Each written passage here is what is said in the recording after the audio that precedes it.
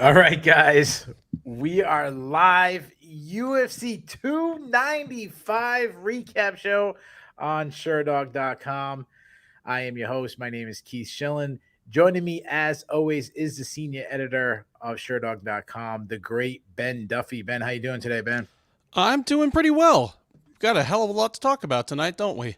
Yeah, we do. Shout out to all the people in the chat. We'll try to get to as many comments, questions, picks, whatever you guys put in the comments. We'll try to get as many as we can. If you've never, if you watch this show the next day or something, don't do that. It's more fun to watch it live. Jump in, join the chat. I know it's late, but you know what? If you have Sunday off, jump in the chat it up for a couple hours, and sleep in. Ben, before we get into the fights, I want to ask you a question. Okay. How many times have you been to New York City? 3. 3 times. Okay. Yes. So I had a feeling that I've probably been to New York City more times than you. Um, New York City's not that far from me. It's about 2.5 hours or so. Other than obviously Providence and then Boston, no city I've probably major city, unless you count Heartland, New Brunswick as a major city, a major city that most people would know. It'd be in my top three most visited. Like I spent a lot of time in New York City. I it's a Northeast thing. I can get around really easily. I know where the major sites are. I love New York City, really do. Like being a New Englander, we're not supposed to like New York City. Obviously the Red Sox Yankees rivalry. The Patriots fans have plenty of reason to hate Giants and a little bit of Jets. But still, I like going to the city. It just always feels bigger. I've been to Times Square and Madison Square Garden and all this thing. I think there needs to be one change in New York City. I think we need to rip down the Statue of Liberty and just put a statue of Alex Pereira with his shooting his arrow. I mean, this guy owns New York City. He's 3-0 in there.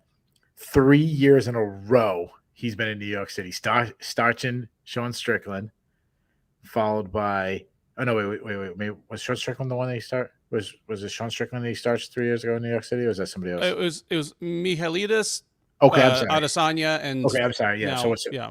yeah. All right. So okay, yeah, you're right. And then he starches Israel Adesanya to win the middleweight title. 1 year later, he wins the UFC light heavyweight title. I mean, I know what they say. Frank Sinatra, the King of New York. I know. Nas and Jay-Z had a big battle over the King of New York back in the what was that, early 2000s rap. And Yeah. listen, the debate's over. It's Alex Pereira. That's his city.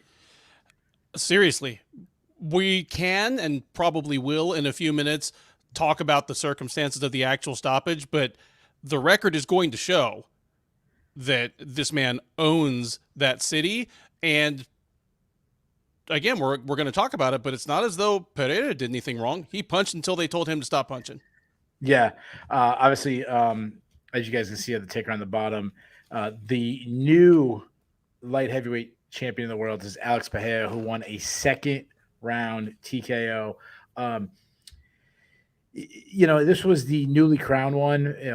Technically, they I didn't even know this, but Jamal Hill was vacant in the title as soon as the fight happened. Jiri Prochazka vacated the title before when he got injured. Then it went to Jamal Hill. To me, this felt like almost a title defense for Jiri Prochazka. Sure. And obviously did not go the way he wanted. Alex Pereira winning by first round knockout. Do you want to go over the fight, or do you want to go right to the stoppage? I think we got to talk about. You know what? Let's talk about the fight, because there are going to be a few people kind of joining us in the next few minutes, and they're all going to want to hear everybody's take on the stoppage. So why don't we take the fight in the order that it happened? Yeah, and if you guys are coming in this late, like, come on, dude. We even do a 5-minute counter to get you in. Right? Like, you want us to move to like 7 minutes? Something? Come on. What is this?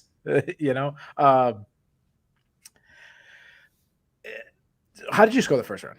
Because it's to me it's debatable, because you had Alex Pereira being very effective for the first, I don't know, 3 minutes of the fight with calf kicks, but then the last 2 minutes he gets taken down. A little bit of ground pound, nothing too big, but a little bit of ground and pound.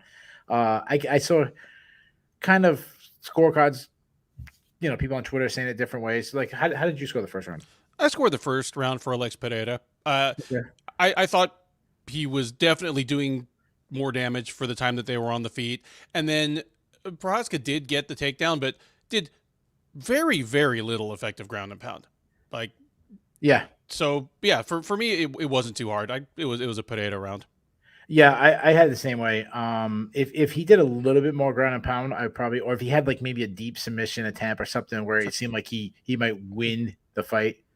For I sure. mean, not, and then, I mean, Payet actually went for a guillotine. It seemed like it was more defensive than offensive and anything. But what I was so impressed in, and obviously this is something that Israel Adesanya mentioned. Now we saw it against Jiri Prochazka. We saw it against Jan Blachowicz. The calf kicks from Alex Pereira is such a dangerous weapon. I mean, he just flicks it out. He's very accurate with it. And he had Jiri Prochazka, who's not known for his ground game. And no, don't come at me. I understand he won the title by submission over one of the greatest, in my opinion, one of the greatest grapplers in MMA history and definitely in UFC light heavyweight division history in Glover Teixeira. Yeah. But generally speaking, he's known for a knockout. When you look at his knockout, and shout out to Lev from our site, who's like the biggest Yuri believer, talks about his power and it kind of pointed out to me like, holy shit, like this guy knocks everybody out. He's not known. He's not, he talks about, I want to strike with this guy. He had Yuri looking for takedowns about 90 seconds in. He had him switching stances within 20 seconds, looking for takedowns within 90. And it doesn't even look like he's doing it that hard. I think they pointed out on the broadcast, I had the subtitles on, it was Rogan, I think, he said, he's not even turning over his hips. It's not even the real Muay Thai, Edson Barboza, Justin Gaethje, let me saw your leg off type kick. He's just flicking him out there, and even the ones that look half speed, people react. Yeah. Let me get this up. Dev, I want to call him the third leg of the Shillan and Duffy show, but that makes it sound like he's a pianist, so we're not going to do that. But no, he is a dick. So if you want to tell me Alex Pereira is the best leg kicker in MMA right now, I might not agree if I think about it for long enough, but I'm not laughing at you. He's in the club. He's definitely in the club. And it doesn't matter who you are. Israel Adesanya, you would think, would be able to deal with that. He couldn't. It was fight defining in both their fights, win or lose. And then Prochazka, who had a known weakness for leg kicks anyway, obviously it was a factor right away. Interesting. Right up until the point that the fight ended, because again, 10 seconds before the fight ended, I would have said, okay, if this fight's over in 10 seconds, it's because Prochazka won. I found myself thinking that Pereira could have been leaning even more on the leg kicks than he had. He really wasn't. I mean, he threw enough. They were doing damage, but I felt as though he could have thrown more and harder. And maybe he was hesitant because Prochazka is so awkward and weird to deal with and kept tagging him with that uppercut from weird angles. And he's like, I don't want to extend myself and just get countered and go to sleep. But yeah, I feel as though they could have been even more of a weapon than they were. Yeah, Bass mentioned Justin Gaethje. That's probably the only other person that kind of came to my mind. So to me, it's probably the debate with them. I mean, Edson Barboza isn't the guy that he once was. He'd be up there. Jose Aldo, obviously, he's retired now, but he was an all-time great kicker. The only thing that Alex Pereira might do better than kicking is his left hook. I mean, his left hook is deadly. The way he dropped Jiri Prochazka it was a left hook. Like he always did. He dropped into his knees with a left hook. It's what he caught Izzy Adesanya in their MMA fight, the win over in MMA. It's what he knocked him out with in their rematch in kickboxing. It's what he caught Sean Strickland, put him out with. And I know I live in the moment. And we've said this a million times, and Jay Pesci always likes to make fun of me for it. I don't want to change. I love living in the moment. It's fun. It's more fun, guys. It's more fun to exaggerate. Is it the most dangerous strike in the history of MMA? I said on the preview that I think it's the deadliest one in all of combat sports right now. Um, it's If you could take every skill from any fighter ever, what's that one thing that is better? Like this is their one weapon. It's like I a mean, secret. It's like his finishing move. That's what it feels like. Dan Henderson's overhand right, Yeah. Crow Cop's high kick. Crow Cop's left high Crow kick. Cop's left high kick. And in fairness, neither one of these guys would do it in championship fights. I mean, I know Dan Henderson knocked out Vanderlei, so it was actually a left hook that caught Vanderlei, but and then he kind of like a spinning back fist in there and stuff. But and in Crow Cop, I mean, he knocked out Vanderlei in the Grand Prix and all that. So I'm not trying to talk shit about I'm just saying at this level. Ninja Kitty, Mike Russo's hammer fist is, yeah. Kyle Lougheed, pre-USADA Hendricks' straight left was just filthy. That's a good call right there. Yeah. Shout out to Jade Bunky, who's in the comments. He just started a podcast, so I want to give him love. He actually gave us some love in the podcast. Get at me, man. I'll come guest on your podcast. Yeah. Have post your podcast, a link to it in the comments, and guys, everyone follow it, give it a like, everything. He's a good dude. So and he it's not easy starting. So don't get frustrated. It's not easy, but just keep working. No, not like I don't want to talk like we're some kind of freaking expert. Right. But now he just made himself persona non grata with you with this comment that's up on the screen now. Yeah, I saw that one. Yeah. Hey, whatever. If it didn't happen if the referee didn't call it, for those who listen on audio, he put Bo Nichols nut shot. It's something. I mean, he just flattens. It seems like everybody. No one can stop it. Everyone knows it's coming. They're so worried about it. That said, he's the light heavyweight champion of the world. There's still, for a guy at that level, there's still some glaring weaknesses. Yeah. Like he got taken down pretty easily by Jiri Prochazka. He got taken down. He got held down. Jan Blachowicz did the same thing to him. I mean, Israel Adesanya took him down in their fights. He is showing an ability to get up a little bit, but it takes a while. It gives to the point where he could be giving away rounds. So that's an issue. But we've seen guys, if you have this high level of striking, there's moments where people have to strike with you, regardless of your ground game, and you can win. I mean, the two most obvious is obviously the guy he's connected with, Israel Adesanya. I do think Israel has a better overall grappling game than Alex Pereira, but you get my point. And the other guy, and people are gonna hate on me for saying this, but it's fucking true. Anderson Silva. Anderson Silva was always a weak wrestler. No, he had jiu-jitsu. He had jiu-jitsu skills. That's not what Alex Pereira has. So it's not, it's not perfectly, equal comparison. But my point is we saw Rich Hillson, and you could take him down. Travis Luda took him down and mounted him. Dan Henderson took him down. And I know I'm going back a while, but if you're gonna join that group of those two guys, like, way to go, man. Seriously. I would say, I mean, it's enjoyable for me as, like you, somebody who's been watching the sport for a long, long time, since the proto MMA era. It's kind of enjoyable to see a guy that is, you say one-dimensional, not you literally, but you say one-dimensional, I say specialist. It almost harks back to the style versus style era. Can a wrestler take this guy down? Can a submission artist submit him? I would say that Alex Pereira and Brock Lesnar are probably the two most one-dimensional champs of the post-tough era. Yeah, but the other thing you gotta add to that, the two most inexperienced. Not counting the early UFC days where Mo Smith getting a UFC like just in the debut. Say post tough era, or hell, even say post Zuffa, say like middle of 2000 and later. Yeah, I mean, there's probably a couple other. Juice X just mentioned Carlos Esparza being in there, and I think that's someone you could throw in there. A lot of people would argue Ronda, though. I do think Ronda's striking was a little bit better than she gets credit for. She got knocked out by two of the best MMA strikers in history, in Holly Holm. I mean, but still, she was that wasn't her road to victory. But yeah, there's definitely some other people. But yeah, generally the speaking. So that's the thing that I wanted to mention, and we're guys. I'm telling you, we're going to get to the stoppage. Is let's talk about something. Let's put a pin. We'll put a pin on the Brock Lesnar because there's definitely a comparison between those two. Let's get to the stoppage. I have a very strong stand on it. Do you want me to go first, or do you want to go first? I have a semi-strong stand. So, do we want the hot take or the blazing hot take first?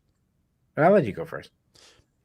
I thought it was too early. Let the dudes fight. Yeah.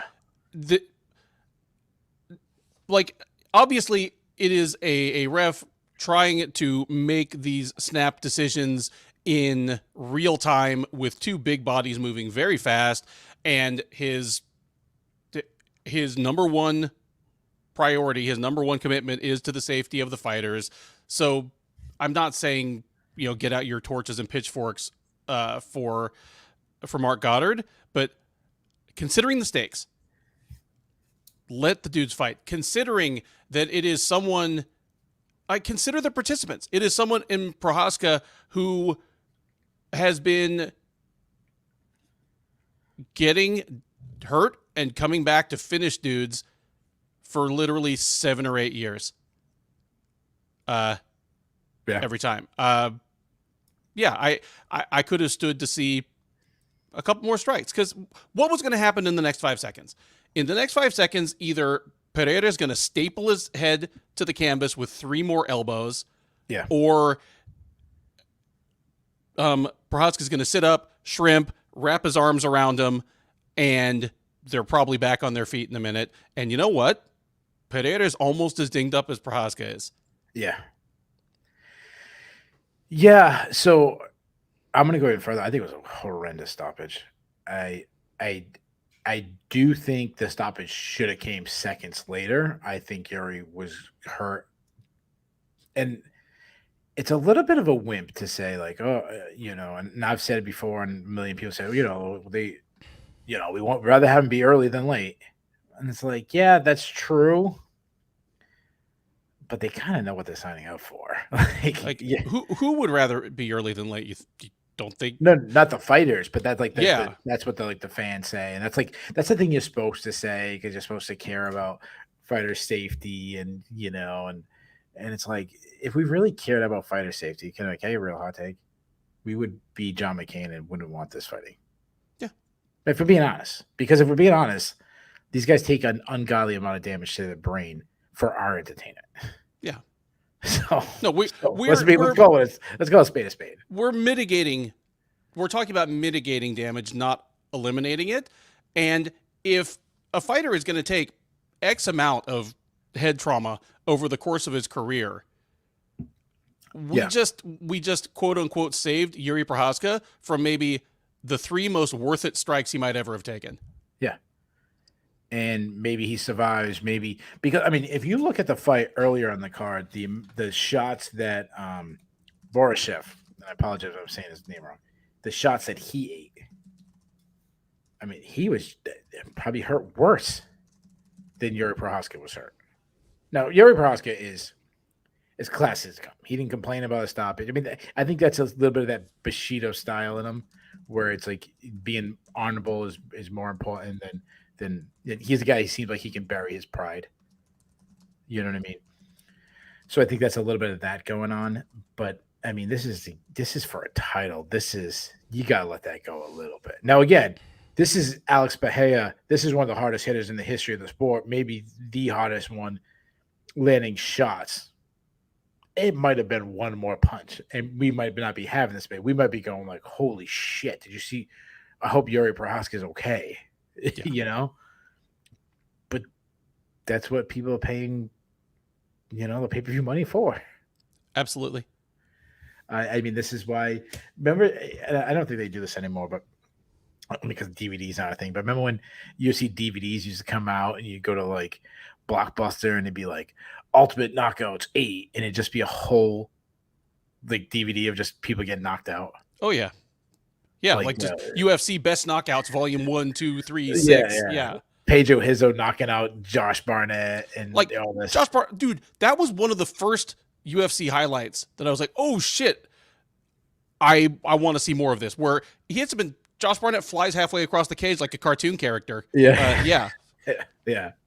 I mean they were popular. I mean they would I remember having parties when I was, I don't know, 20 years old, and it was always a good time to like just put that DVD in, don't even have the volume on, have some music playing in the background, having, I don't know what was freaking back then, freaking Limp Bizkit or some shit. I don't know.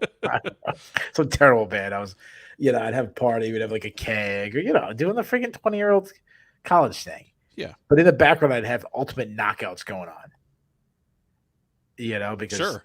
that to me, I was like, dude, I'm trying to be macho. It's much more cool than that. Like because I'm 20, who's gonna press the girls more than having that in the background? Let me ask you this question. Do you want to talk about Jamal Hill, or do you want to go to Brock Lesnar and talk about just the feat that the incredible run that Alex Pereira is on? I don't know how much there is to say about Jamal Hill.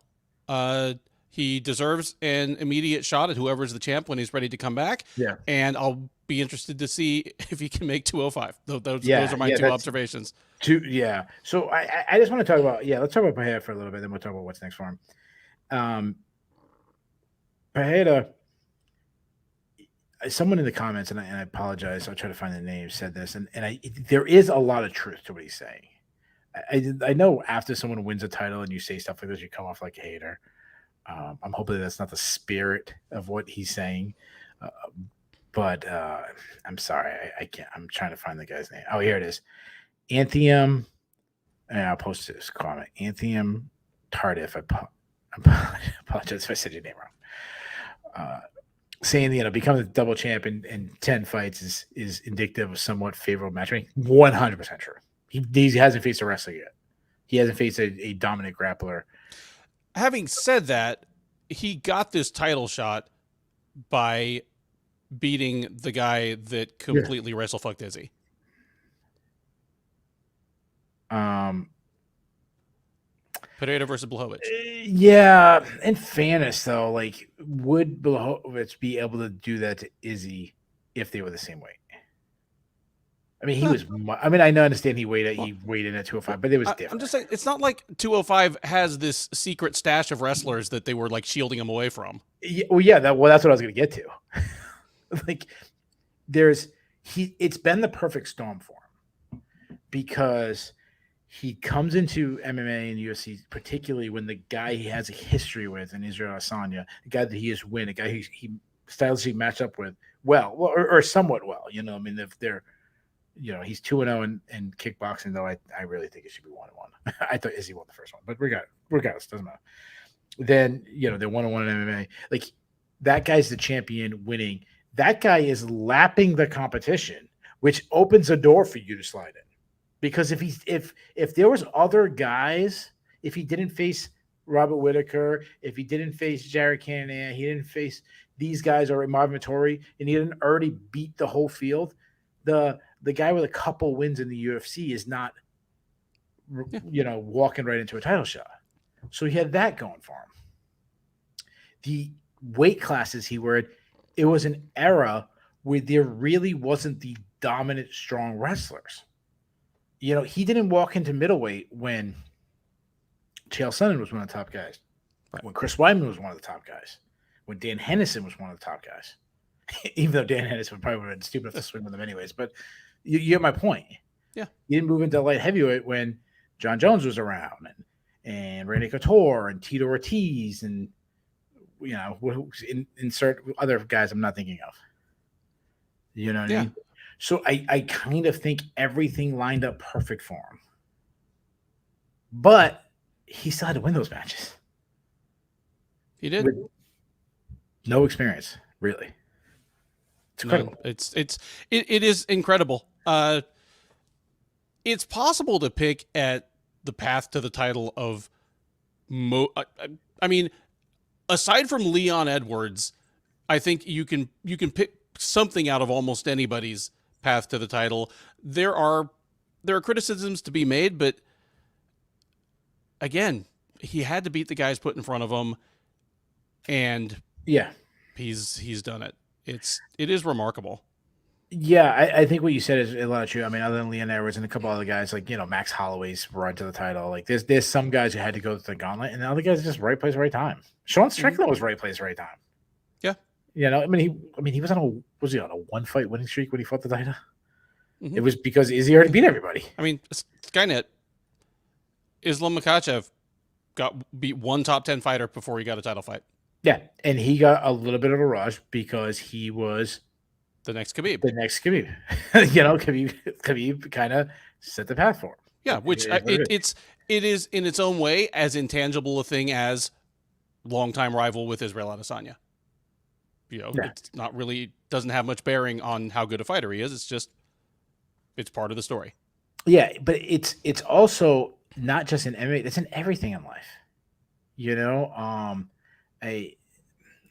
Bill Belichick's son is, a coach with the Patriots. Did he go through the ringer? Did he? No, he's Bill Belichick's son. So I mean, I'm sure he knows way more about football. Obviously, he knows way more about football. If he was anyone else, he'd still be, underinflating balls down in the, bottom of the stadium. You motherfucker. You motherfucker. That was wrong. That was wrong. God told me. That's why I got my I'm not drinking my normal Sam's Cola. I'm drinking what am I doing? A Mott's energy drink, because I figure that's the kind of energy I'm bringing for this one. I just want to say how incredible, like, other than probably like a Brock Lesnar, anybody this inexperienced to make this run. And Brock Lesnar was a freak of nature. Heavyweight's a little different. He got fast tracked. He had the right stylistic match. Everything went right for him too. But to make a run on 11 fights, you have to be an all-time freak. Yes. You're Brock Lesnar, you're John Jones, you're Alex Pereira. If Alex Pereira never fought again, what would his legacy be?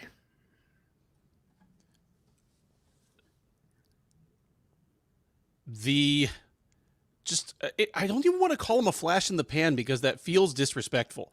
And again, keep in mind that I am somebody who feels strongly that this fight should have been allowed to continue. Like, I think there's an asterisk over this win that really, I mean, it goes away if he defends a couple times, or it goes away if he gets blown out in his next couple fights. Like, it's not going to be a big deal further down the road. So not a flash in the pan, and definitely not a fluke, but just a guy that came in out of nowhere and kind of laid waste to a couple of divisions in a really short time. A kind of story that I didn't think we were going to have in MMA very often from here on out.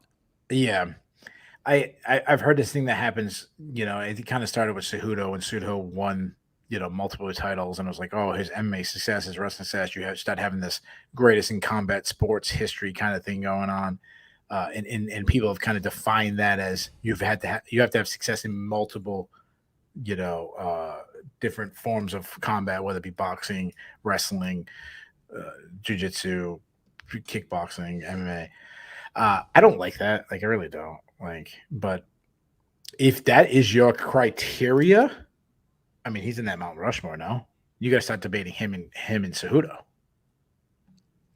Yeah, of guys who've been dominant in two sports and crossed over. And I'm sure there's a couple other guys. And I know people talk about Sambo and Fedor and stuff like that, but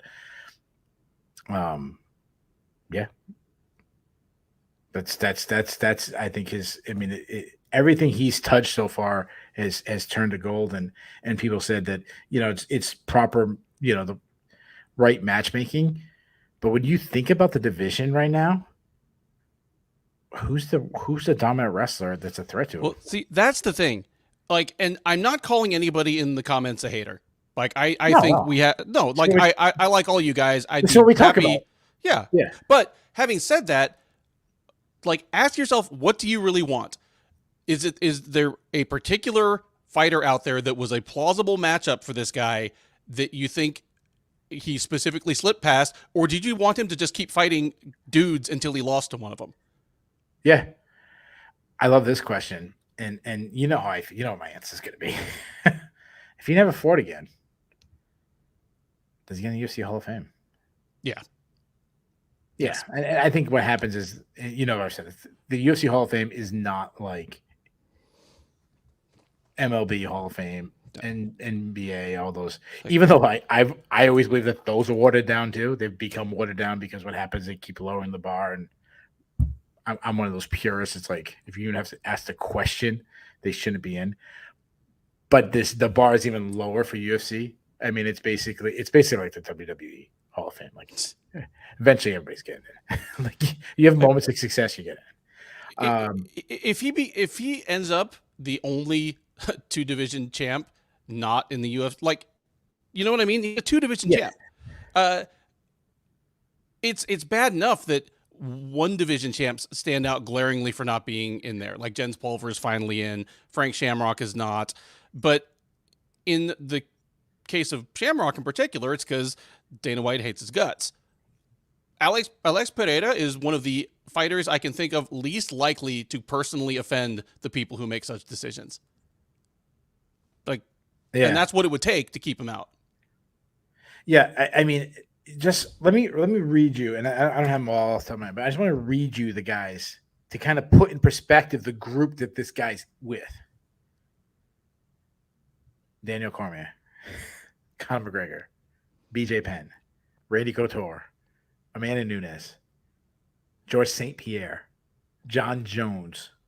I think I'm missing maybe one more person, someone I'm not thinking of, but Cejudo, Henry Cejudo. And there might be another person. I apologize if I'm forgetting somebody, but that's the company this guy's in with now. Who's the worst guy in that group? Probably him. Or Connor. Or I mean, in terms of overall accomplishments, probably him. In terms of how legit their 2-division thing was, I mean, St. Pierre's middleweight title feels kind of gimmicky in hindsight. Sure. Connor never defended either of his titles. I mean, his overall accomplishments in MMA definitely greater than Pereira's at this point. But as far as his titles, I mean, he never defended either of them. Yeah. With Pereira, there's still time. We can see what happens. Yeah. This is my point is, I mean, that's the group he's in. And I'll say it again. Daniel Cormier, Conor McGregor, BJ Penn, Randy Couture, Amanda Nunes, George St. Pierre, John Jones, Henry Cejudo, and now Alex Pereira. Now, obviously, that wasn't in order. So, you know, but wow, like this guy's run is absolutely spectacular.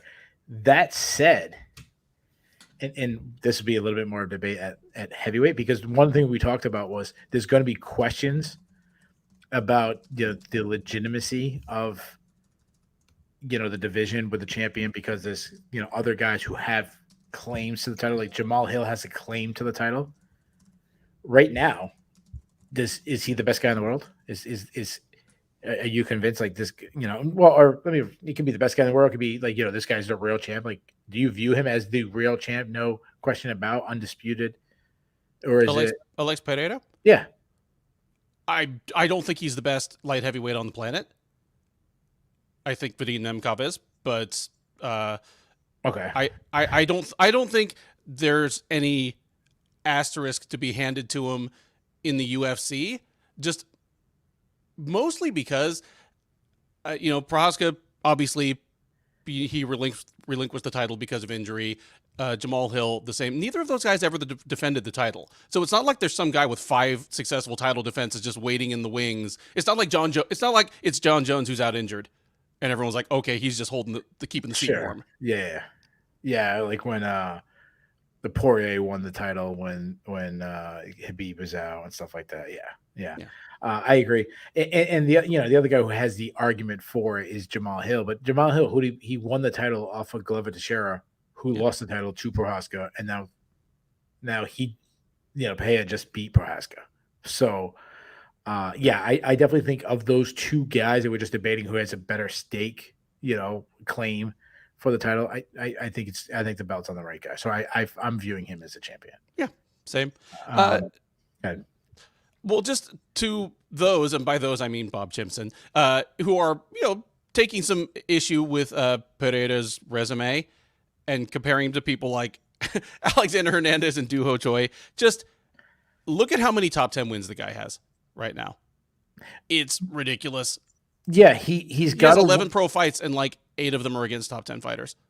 I mean, guys, just think about this. He beat Jiri Prochazka, who was the viewed as the champion. If we're saying, if we just said, hey, none of this weird who's got the belt, it'd be Jiri Prochazka. He just beat him. And 2 fights or 3 fights earlier, he starts Sean Strickland, who's currently the champion. Yeah. Who beat Israel Adesanya, who he also beat. Oh, and who was the champion not that long ago at light heavyweight? Jan Blachowicz. He beat him. I know that was a controversial one, but still, he beat. Like, this guy's resume is insane. It's ridiculous. And it's not out of the realm of possibility. And I'm not saying this, especially after what Tom Aspinall did tonight. This dude's so big, he could go up to heavyweight, and he might even win that title. Like he could be the first 3-time champ. If he went up to heavyweight and fought, he wouldn't be losing because he was too small. Yeah. Yeah. To answer your question, we asked, like, who's probably the worst stylistic matchup, or who's the guy that could be a threat. I'd probably say Ankalaev. Ankalaev, the guy who's more likely that would just turn into a wrestling match. Ankalaev is huge. He's a good wrestler, and has a good chin. Yeah. So the UFC totally bypassed his call out. They tried. Okay, I'm sorry. I've got to get something off my chest here. Okay. We're talking about 2 division champs, where he falls on the list of greatest multi-divisional fighters. Alex Pereira is already the GOAT at pettyweight. This is the pettiest man that has ever walked the planet. He's just had arguably the greatest moment of his professional career. He is now a UFC 2-division champ. His obvious next opponent is sitting cage side, and he goes on a 45-second rant about Israel Adesanya that he's already fought 4 times, bringing up shit that Adesanya said about him 7 years ago that he still has not let go. He's like, the level of pettiness in Alex Pereira, I stand in awe of it. He is the pettyweight GOAT. Just unbelievable. Good stuff, man. So good. Yeah, it's such a weak call out of Israel Adesanya, because if you really wanted to fight Israel Adesanya, well, you could have asked for the rematch when you got knocked out. Like, you didn't. You're like, oh, we're done. We're good. And it's like, and I understand that the middleweight might have been extremely hard. It might not even be an option for him. Yeah. And that's what I mean. When I've seen this guy in person, he is freaking huge. He's calling a guy to fight up 20 pounds in a weight class where he is 0-1. Who is coming off a loss. Yeah. Who not only a loss, a one-sided loss. Yeah. If Izzy, starched Sean Strickland like everyone thought he was gonna be, and you had a call and say, Izzy, you're the pound for pound champ or something like this. You're supposed to be the guy, we're 1-1. I can't make middleweight come up and fight me. Real men don't care about weight. You want to call it something like that? Sure. Now, like, you're already way bigger than him at middleweight. You're going to be, at light heavyweight, that's not even fair. Yeah. And then the guy's coming up, and then Izzy's talking about taking years off and all kinds of stuff. His brain is all, who knows where it is. Just a really, really weak. All else fails, and UFC wants to make that fight, so be it. There's definitely history. Izzy can sell a fight, show highlights of both of them getting knocked out by each other. That'll sell, but It better at least be in Brazil, Africa, or like Australia or New Zealand. Like some reason to make this thing happen. They'll put it in Utah. Salt Lake, the new mecca of fighting, Salt Lake City. No knock on all you Mormons out in Salt Lake. I heard it's a very beautiful city. I mean, Ben used to live there. Yeah, I lived there for like 10 years. Yeah, Gorgeous city. Yeah. when we were talking about who the king of New York, you're the king of Salt Lake. That's what I heard. Like move over John Stockton. Um, so my concern with Jamal Hill is, I mean, he tore his Achilles, right? Wasn't it his Achilles? Pretty sure. Something like that, right? It wasn't ACL. I think it was Achilles. No, it was, yeah. Isn't it like a really long recovery? Isn't it like a year at least? It can be a long recovery. It certainly doesn't help your recovery if you put on what looks like 45 pounds. Yeah. In the meanwhile, there's no way you can run it off. I mean, the guy's No. gonna have to start eating like salad and wheat germ and shit. Yeah, you know. We need keto Jamal. Yeah. Here's the issue. If say 3-4 months from now, you know, he's not back and they have to book somebody, and it's like Alex Pereira, like who's the guy? Like I mean, think about it. You have Ankalaev and Johnny Walker had this freaking disaster thing that happens. No one came out of that. You got like Anthony Smith on a 1-fight winning streak that nobody wants to see fight for. You know, who is, you know, you have Jan who you already beat fighting Rakic. I guess Rakic, if he wins, maybe, you know, this maybe something there, I guess. There's no one really ahead of the pack. Juice X has mentioned Nikita Krylov. Honestly, he's probably on the longest winning streak. He's won like 3 in a row, I think. Yeah, it's unfortunate that Magomed Ankalaev can't stop tripping over things. Because on the one hand, it would be ridiculous. It would be Yoel Romero level ridiculous to give him a title shot off of a draw and a no contest. But on the other hand, everybody who's watched kind of thinks that he might be the best light heavyweight in the UFC right now. Yeah, I see some guys talking about UFC 300 and get Alex Pereira up there. I mean, I don't think Jamal Hill sells anyways. I know UFC 300 is going to sell itself, so I know someone posted that, and I understand that. But yeah, there's a reason to do Jamal Hill. But if I'm the UFC and Jamal Hill can't do it, and I pick up the phone next, I might have to call. Izzy. Like promotional wise, it actually makes more sense. I mean, there could be fellow huge middleweight transplant to light heavyweight Paul effing Craig, our man. Paul Craig subs Alex Pereira with a flying triangle in round 1. This, of all of Bob Chimpson's takes tonight, this is the one that I'm completely on board with.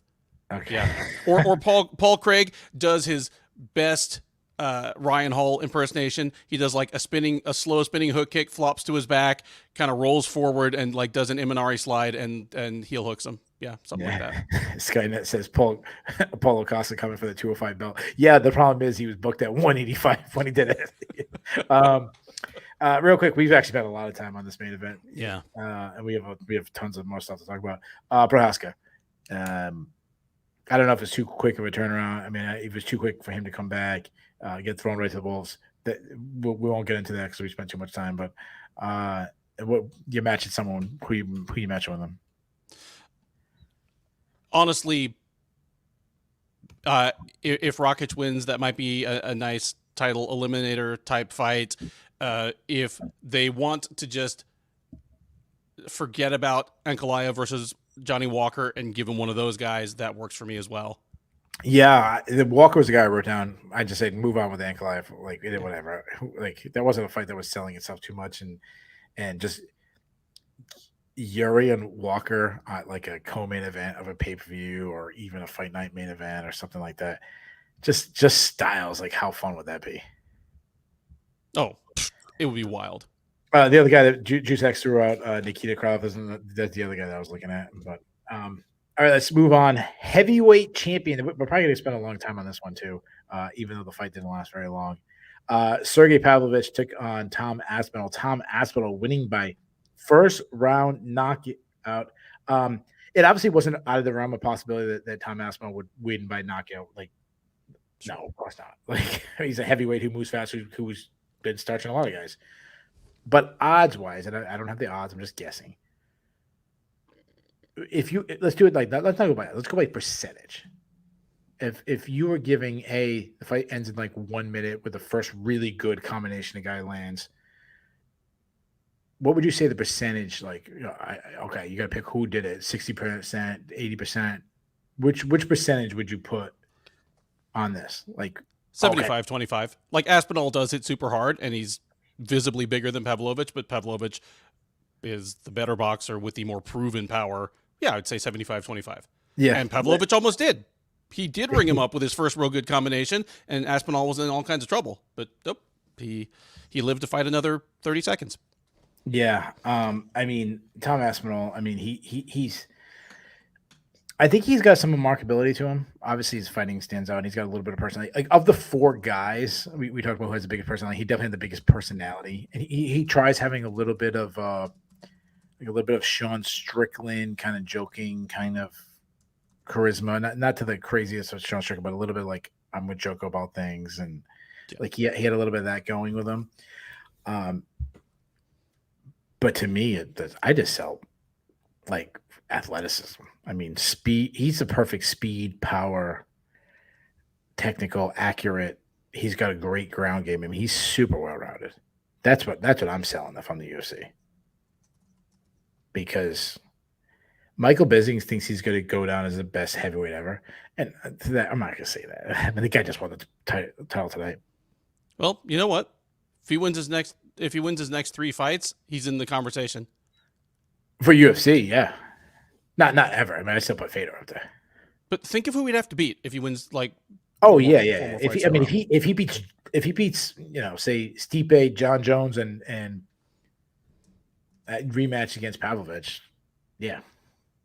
I still might not put him over Fedor, but it's still like, yeah. But my point is, since probably Fedor, nobody moves like this. That was the thing. That was the selling point of Pereira. He moved. He was explosive. He was accurate. He was well rounded.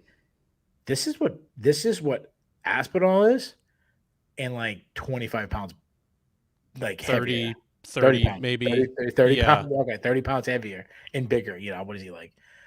4 inches 6'5". taller. Yeah, he's like 6'1", 6 foot 6'1". Yeah, no, he's like 6 foot 6'1". Yeah. Yeah. So 4 inches bigger, 30 pounds heavier, and moves just as fast and knocking guys out. And he's probably more technically sound. You know, Fedor was this big looping guy. This guy's throwing pistons down the pipe. You know, and remarkable that not only does he have these physical gifts, but at a relatively young age, career-wise and age-wise, at least for heavyweight, he's already using them really well. He is both faster and longer than most of his opponents. And Dev already brought it up in the chat. He bounces in and out of range when a lot of guys as tall as him with the kind of reach he has would do the Alexander Volkov, just stick that jab out and make the other guy come to him. Aspinall bounces in and out of range like he's the shorter guy because he's the faster guy. It's freakish how good he is. Yeah, I mean, in fairness, Pavlovich might have hit him out of range. You know, might have bounced himself out of range. When I watched Tom Aspinall, the thing that jumped out to me, and I was thinking about, remember like 10 years ago, 12 years ago, when Joe Rogan and Mike Goldberg would be doing a broadcast, and they'd be talking about you don't understand that the next generation who grew up watching UFC and they've been training MMA. It's not like we're guys, your wrestlers that come over or boxers that come over, then they have to learn. Like, no, these guys have been always learning. You know, like that was they always say that, like, wait till they see the skill set of these guys. That might be Tom Aspinall. I mean, that's a big story. This guy's been training MMA since he was 8, jiu-jitsu and kickboxing and everything. That storyline might have come true. And Anthony Tardif makes a good point. This is heavyweight. He could still lose his next Oh fight. yeah, There's a reason that you think of all the great heavyweights in UFC history that Stipe Miocic was the first guy to defend the title 3 times in a row. And yeah, that's because, again, the cliche, everyone there's got power. And the other side that they don't really say when they're bragging about the division, it's a lower skilled division. yeah. Even the best guys have a few more holes in their game than, say, the best men's bantamweights in the world.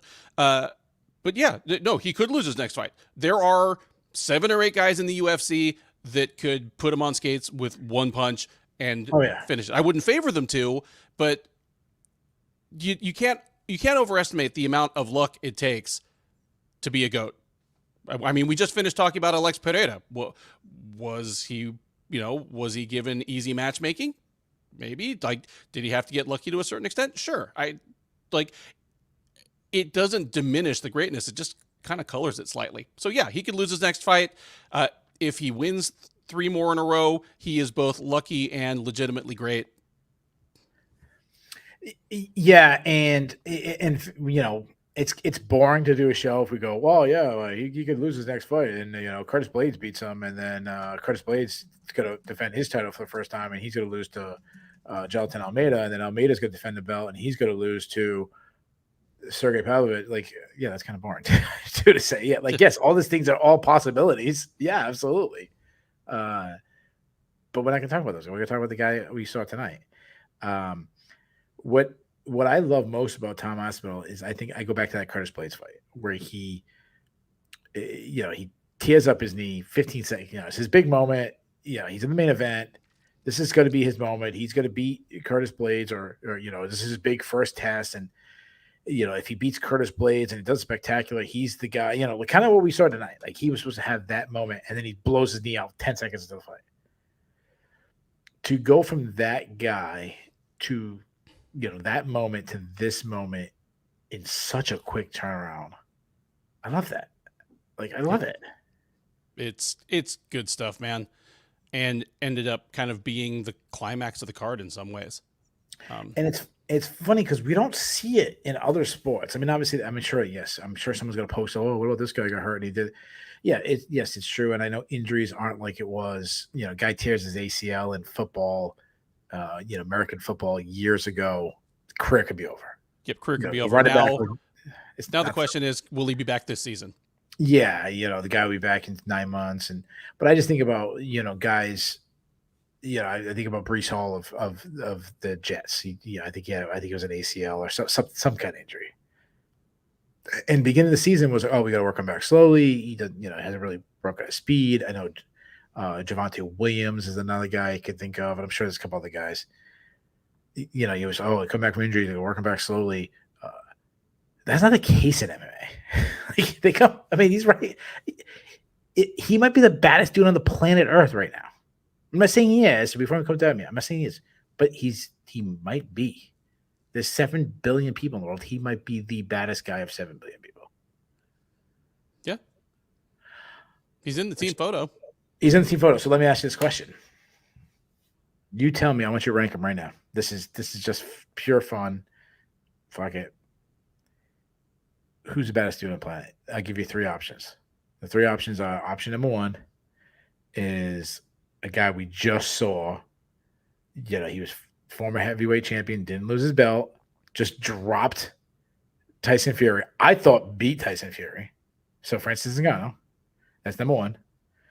Number 2 is, and I know we both say, and a lot of people agree with us, I think he's the majority, the greatest fighter of all time in John Jones, who's really should be undefeated in MMA. Yeah. And number 3, Tom Aspinall, who just starts Sergei Pavlovich and looks as well-rounded, as big. You can't find a glaring weakness in him. Rank him. This is the baddest number 1, this is baddest number 2, this is baddest number 3. That's incredibly difficult to do. I know, that's why you're going first. Oh. Give me Ngannou, Aspinall, Jones. Wow, you got John Jones dead last. I said it was difficult, man. Yeah. Wow, that's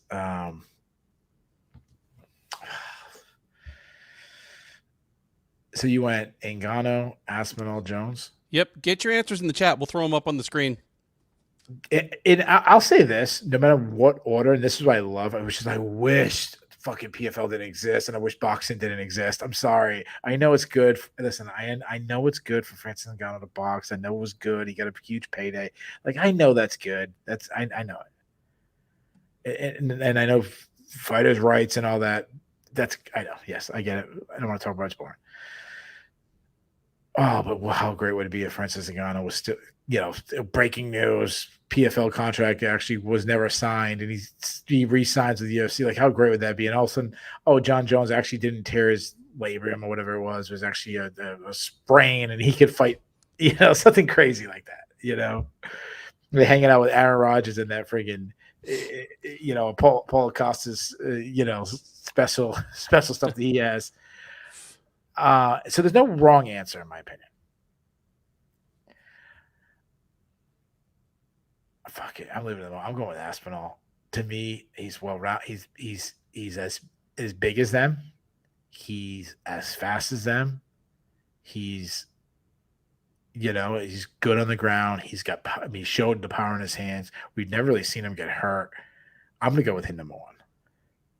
Okay.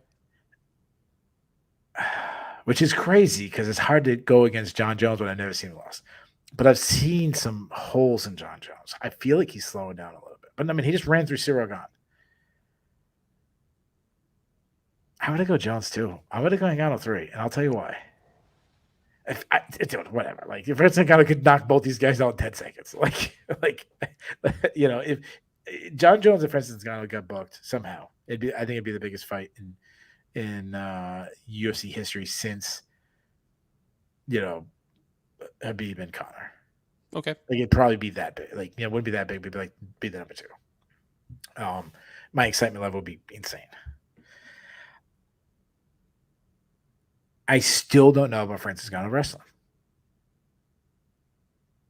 That's my still concern. He had moments where he was getting taken down by, reversed by Cyril Gane. Not that long ago. I was in New York. I was in Boston when he was getting taken down over and over again by Stevie Miocic. Now I know that he obviously inserts the stuff takedowns second time and knocked him out. That could be the case in this one. I don't know. If those two guys were active in the UFC right now, I think it'd be the greatest run in UFC history for heavyweights. Like there would never be a better run than right now. Agreed. And it still arguably is. And we're not talking about undefeated Jilton Almeida too. And I'm not putting him in after last week, but my point is we still have Jilton Almeida.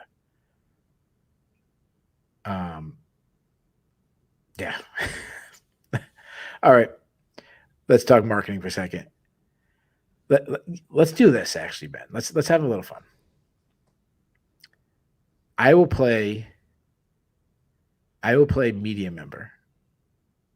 You play Tom Aspinall. You're on, the UFC post-fight press conference going right now. Don't turn over that. You can watch it tomorrow because Ben's going to do a better. You don't have to do a British. I don't have to start crying either, do I? I asked you. I'll be John Morgan. Hey, so talk to me. Who do you want to fight next? Sell me a fight. Well, if I'm really Tom Aspinall, I'm doing the stereotypical, I'll fight whoever they put in front of me, blah, blah, blah. But if I'm Aspinall, I'm asking for Jones. Because in my head, I think it's a winnable matchup. Ben, it's the biggest name value. It moves me closest. What? Yeah, but be Tom Aspinall. Sell me it. Well, John Jones is the champ. John Jones got injured. I know what that's like to come back and have to prove that you still keep your place in line. You keep your place in the hierarchy. I want John Jones whenever he's recovered. I'll go take a vacation with my family. I'll get healthy myself. I got rung up a little tonight. When Jones is ready to go, I'm ready for him. Let's make this thing undisputed. All right. Ask me. I'll sell him. Okay. Tom Aspinall, obviously a huge win. Undoubtedly the biggest win of your career. You are the interim heavyweight champion. Who do you want next? I want everybody.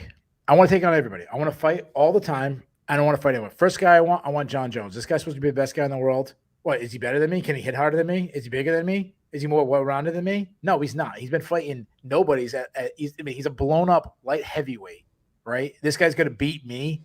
I mean, the guy can't even stay healthy, and he's hurt. You see how quick I came around and won the title, and this guy's going to take time off? No, what he's hurt is he knew I was coming. So he's setting up an excuse for him to retire, right? Because he's never been hit by a true heavyweight. He's taking on a bum like Cyril Gane, and he's trying to play it off. When Francis Ngannou was a champion, he didn't want to fight at heavyweight. When real heavyweights around, the guy's supposed to be the greatest of all time. The greatest of all time doesn't run from people. That's who I want. The other greatest heavyweight of all time is supposed to be Stipe Miocic. No, guys, remember, I'm not saying this is Tom Aspinall. Stipe Miocic. Stipe Miocic wanted to take on a light heavyweight in John Jones. Why did he pull out of the fight, right? John Jones fell out. Why did he sit out? Because he was scared of me. He's sitting there right in the crowd. You didn't see him jumping in the cage asking for me. Because, dude, I'll knock him out so bad he won't be able to fight fires anymore. The guy's a bum. Right? He wants to fight John Jones because John Jones can't punch. Oh, who else? Those two guys are scared? Okay.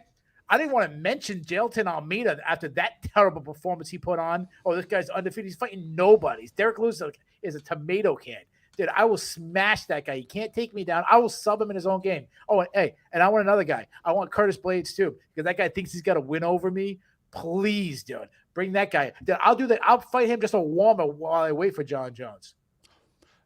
Okay, so do you remember those Folgers? That's what I would do if I was Tom Aspinall. Do you remember those freeze-dried Folgers commercials where they'd go to a restaurant and they'd replace their fine coffee with Folgers crystals and see if people could notice the difference? I feel like someone came to the Shillan and Duffy show and replaced Tom Aspinall with Phil Baroni and just wanted to see if like our audience could tell the difference. Yeah, that was a little bit of the greater Manchester badass right there. Tom, Phil Baroni, Aspinall. I hope he's calling out, like doing something hot like that, and then go, yeah, and Francis Ngannou is, dude, that guy wants to go fight in the PFL. It's like fighting the JV league, dude. Yeah, something like that. Call out everybody. We need Stipe Miocic to retire from MMA because Keith is starting fires everywhere. So yeah. So that said, you're the UFC. Who are you booking Tom Aspinall against next? If Jones can go in a reasonable amount of time, you do Jones. Otherwise, I would. Okay, if I'm the UFC, I'm telling Miocic, okay, you shit or get off the pot. Jones can't go until UFC 300 time. So if you want to fight for a title again before you swing into the sunset, you're fighting Tom Aspinall in March. Like shit or get off the pot. Like Stipe, the picky one, Miocic, like I'm putting his feet to the fire, and that's only if Jones doesn't feel he'd be ready in time. But if I can get Aspinall versus Jones at UFC 300 in July, that's the obvious move. Yeah, I'm hoping the only reason why Stipe didn't fight tonight was simply I'm not changing opponents on 2 weeks' notice. He said they didn't even offer. They didn't offer it? They didn't even offer, is what Stipe says. Wow. And Dana responded as if it was correct. He's like, it would have been insulting to have Stipe fight for an interim title. So, yeah, they pulled Stipe without even asking, and Dana acknowledged it. That's interesting.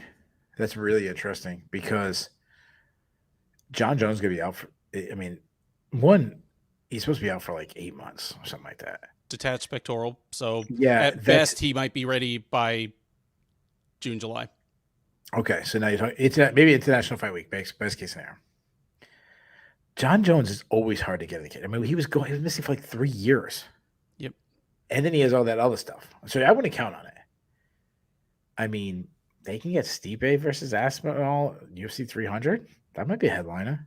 Is that the most ideal one? But But UFC 300 is going to have 3 title fights on it anyway. Yeah, that's what you're going to have to do because right now, other than Conor, unless Conor's an option, which looks like it could be an option. But I mean, do you really? I guess Conor sells anything, so you got to sell. But Yeah, you can put Stipe and Aspinall. Like I might go Stipe, and if all those two guys don't give me, I don't know, give me Curtis Blades or something. I don't know. But obviously John Jones is ideal. But I don't know if John Jones is gonna want to fight him. He's talking about Stipe and then retiring soon. So I mean, there is a reason that he's John Jones and we aren't. I don't think it enters into his mind. Like, if I assume he was watching tonight, and I assume he was looking at all the ways that in his mind he would destroy either of these guys. yeah. I'm not on a no condition. Am I saying John Jones is good? It's freaking John Jones. Second of all, it's more like I don't need to prove anything. Like I can see him like yeah, I'm gonna fight Stipe. Stipe's the best ever. Like I want to show him not only the best fighter ever, I'm also the best heavyweight. Like I can see him thinking that. Yeah. I think I'm like, oh, I don't want the new kid on the block. What does that do for me? I've beaten a bunch of these guys. Like he look at him the same way he looked at Dominic Reyes. Or maybe not the best example for good show for John, but you get my point. We'll glove it to share was a new guy in the block. Yeah. Pavlovich, what would you do with him? Surreal gun. Yeah, that works for me. That works perfectly. It doesn't, because heavyweight is so what's the word I'm looking for? Like no, he's kind of hard to tell what's going on. I mean, John Jones being out for a while, who he's hard to work with. Steve is hard to work with. Like a guy that keeps the division moving but doesn't hold up options. If you put Pavlovich versus Almeida, that might actually take out one of your options. So, nice job, man. All right, guys, we've already been going for 70 minutes, so we're gonna have to kind of bang out some of these a little quicker than usual. Jessica Andrade taking on Mackenzie Dern. Jessica Andrade won by second round TKO. Let me ask you this: do you think I'm gonna hold your feet to the fire? You can only pick one option. Don't do the Keith Shillan. It's a little bit of both because you know my answer. Was the victory today by Jessica Andrade? Does this make you believe Jessica Andrade is back, or does this make you believe that Mackenzie Dern is just not good? Very much the latter. It's rare that somebody gets a knockout win, like an unquestionable knockout win, that leaves me not higher on them than before. But I thought Andrade actually looked terrible, and Dern kind of handed her the fight on a silver platter. Like, by the second round, this had turned into one of the sloppiest fights I've ever seen between top 15 level fighters outside of heavyweight ever. Like, this was the first round was interesting. Like, I saw Dern Dern might be the worst striker of any top 15 fighter in the UFC, and was actually kind of tagging on Andrade up. I saw the freaking headlock throw work on Jessica Andrade. But then by the second round, this was like world star level striking. Just no defense, just Dern just wading in, giving Andrade almost the only fight she could win. Like, this was like that Sharkeisha fight from like 5 or 6 years ago, that fight that showed up on like worldstar.break.com, where it's just like, some junior high school girl beating up another one. She just throws this hook that's just like arm straight, like she's got a butterfly net at the end of it. She's trying to catch butterflies. Yeah, it was hideous. It was not a great fight. And it does not make me think Andrade is back in any meaningful way. I know that she can still hit stupid hard, but that was the one thing that was never going to leave. Like, she could be 40 years old and on a 15-fight losing streak, and I still don't want to get hit cleanly by her. Yeah, honestly, this is exactly why I picked Jessica Andrade. Like, I didn't believe in Jessica Andrade, and I had less belief in her over, against Mackenzie Dern, than I would have 2 years ago, because she definitely, I do believe she's seen much better days. She's shown signs of decline. I agree. I don't think she looked good, but Mackenzie Dern, if you can sprawl and brawl, you're gonna win. And then her striking, and they credited her leaving Jason Perillo, and there should be some, probably some truth to that. But I mean, coming in chin high in the air, she can't beat anybody who is even mediocre at wrestling. Like, if you have any kind of wrestling skills and you're a better boxer, you're gonna win. And this was the case. And I thought Andrade was like slower. She was even at moments she was a little gun shy, and I think some of that was trying to avoid the takedowns. But I okay, fuck it. Like fuck it. Uh it must be the monster energy talking. I'm gonna say something that's like all right, listen. I don't think we have any like 8-year-old viewers at 1:42 a.m. But for some reason we do. There's an 8-year-old in England starting his day off with his he's got his Cheerios, uh maybe a glass of tea because he's in England. If you want to join like combat sports, and the karate days are kind of done. Like everyone kind of learned that that's other than Stephen Thompson, Leo Machino. Generally speaking, that's fake. But there's a wave of BJJ. Like everybody's doing BJJ now. You know what I mean? Like if your dad's like, oh yeah, you want to learn how to fight, I'm gonna go bring you to learn BJ. Tell him no. Tell him no, Dad. I actually want to be good at combat sports. Say no. I don't want to learn BJJ. I want to learn how to wrestle. Why? Because if you can only pick one, and I mean this is not that long, but you can only pick one single combat, it should be wrestling, and I'll tell you why. Yeah, you could learn how to wrestle when you're 18, but you're never gonna be that good at it. But if you can wrestle and you go to BJJ, you're instantly going to be pretty good at BJJ, and then you can learn how to do BJJ at 18. Yeah, the old stereotype of the hammer house type guy that was a high level wrestler and just never learned to defend basic white belt submissions, that's a 20-year-old stereotype. Yeah, like good wrestlers who turn to grappling or turn to MMA generally end up being pretty damn good on the ground. Yeah. I mean, dude, look at Chael Sonnen. Like his submission defense always left something to be desired, but by the end he was only getting tapped out by really good guys, and yeah, he guillotined Shogun. And he's as much of a wrestler, not a grappler, as you could ever ever find in the modern sport. Yeah, and I'll say this. So this wasn't a rant on how good wrestling is. I that wasn't my point. My point is how ineffective BJJ is against people. If you can't get the fight to the ground, you can be the greatest jiu-jitsu female fighter ever. And I mean, I don't follow female jiu-jitsu, but that's what they claim Mackenzie Dern is, or she's at least in the conversation and all that. She can't take people down. You can know every freaking submission hold there is and be the master, but if you can't get them to the ground, you can't use it. And that's what happens with Mackenzie Dern. She doesn't know how to get the fight to the ground. So she just becomes an ugly boxer. Ugly in her technique, you know what I'm saying? An attractive boxer who sucks. Yeah. But she's very good. You know what I'm saying? Like, yeah. Now, I'm going to be very clear. I'm not saying all wrestlers are killers. No, of course not. But my point is if you want to be good at MMA and you want to focus on the ground, become a wrestler first. And then you can learn to do BJJ. You obviously need both.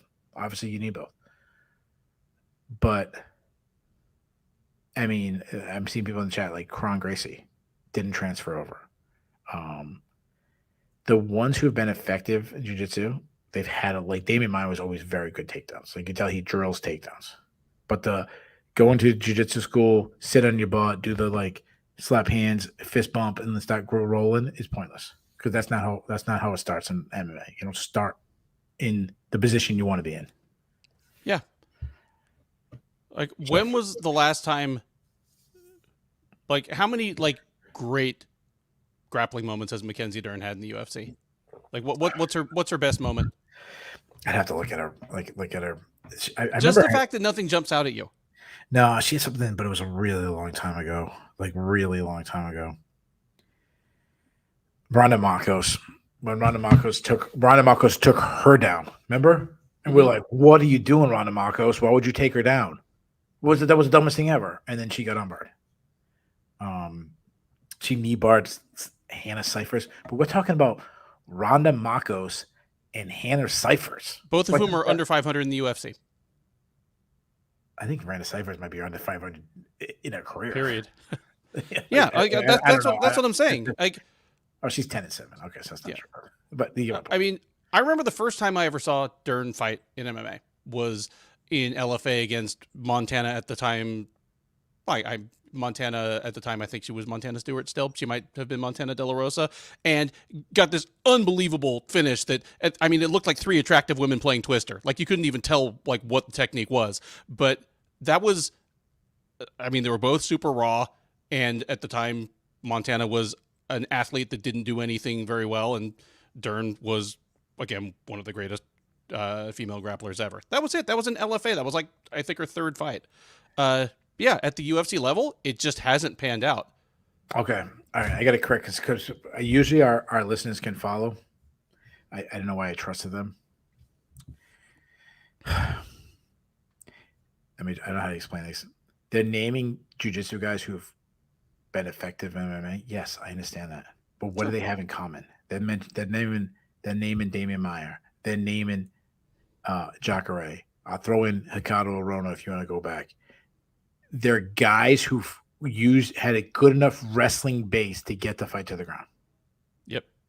Jacare. But that said, what happened when they couldn't get to the ground? People mention, oh, he beat the freaking, first of all, he beat the ghost of Ben Askren.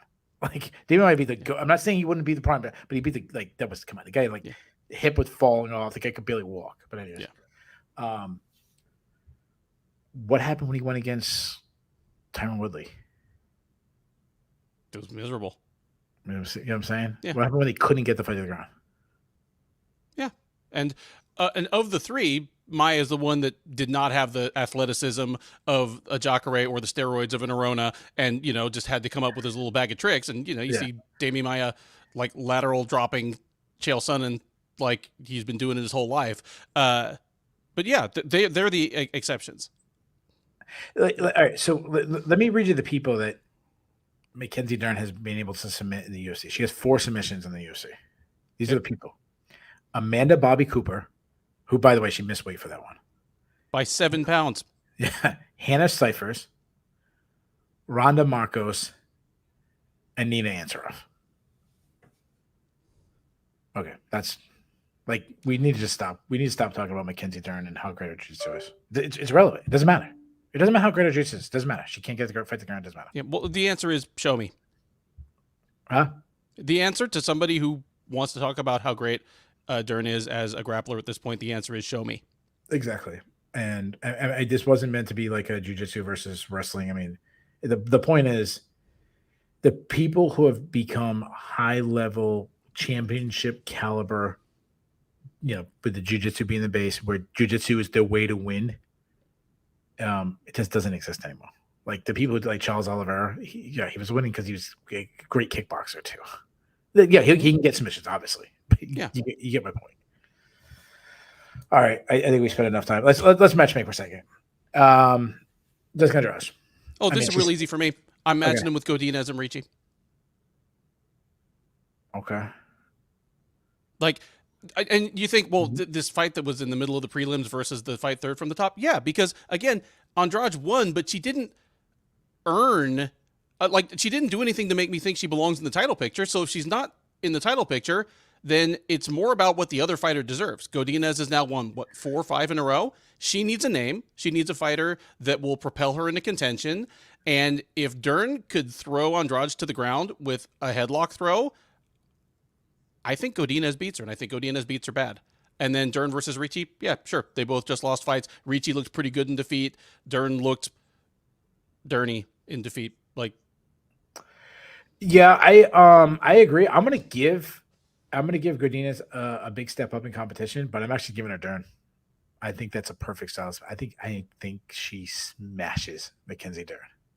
I think it looks a lot like the Ricci fight, and she's landing even more shots.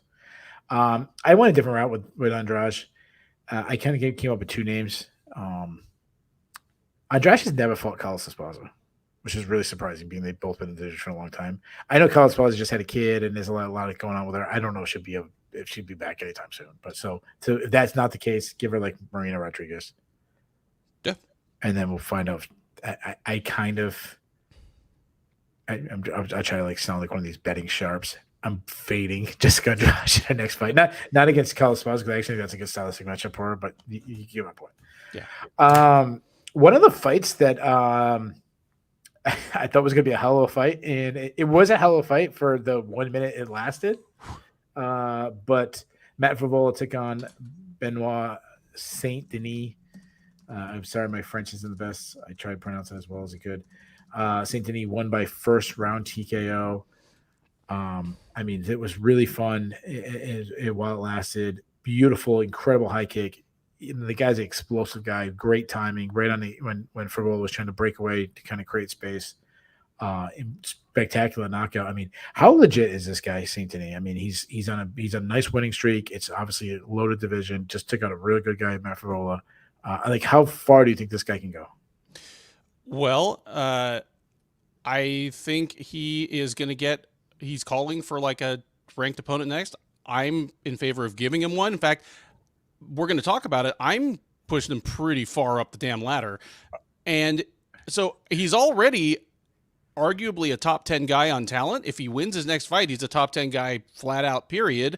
And from there, again, there's always a little bit of a logjam at the top at 155. And it's a holdover really from 5 or 6 years ago when it was Conor who wouldn't take a fight and Khabib and Tony who kept getting hurt.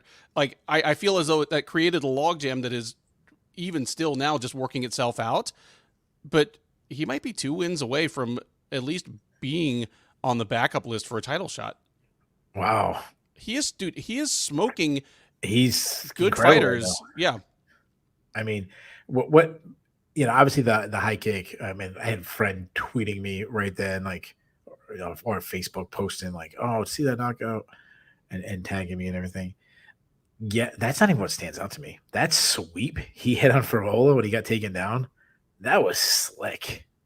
From a guy who after I just shit on BJJ, but a paratrooper turned kickboxer turned mixed martial artist. That was I'm glad you brought up the sweep, dude. That was beautiful stuff.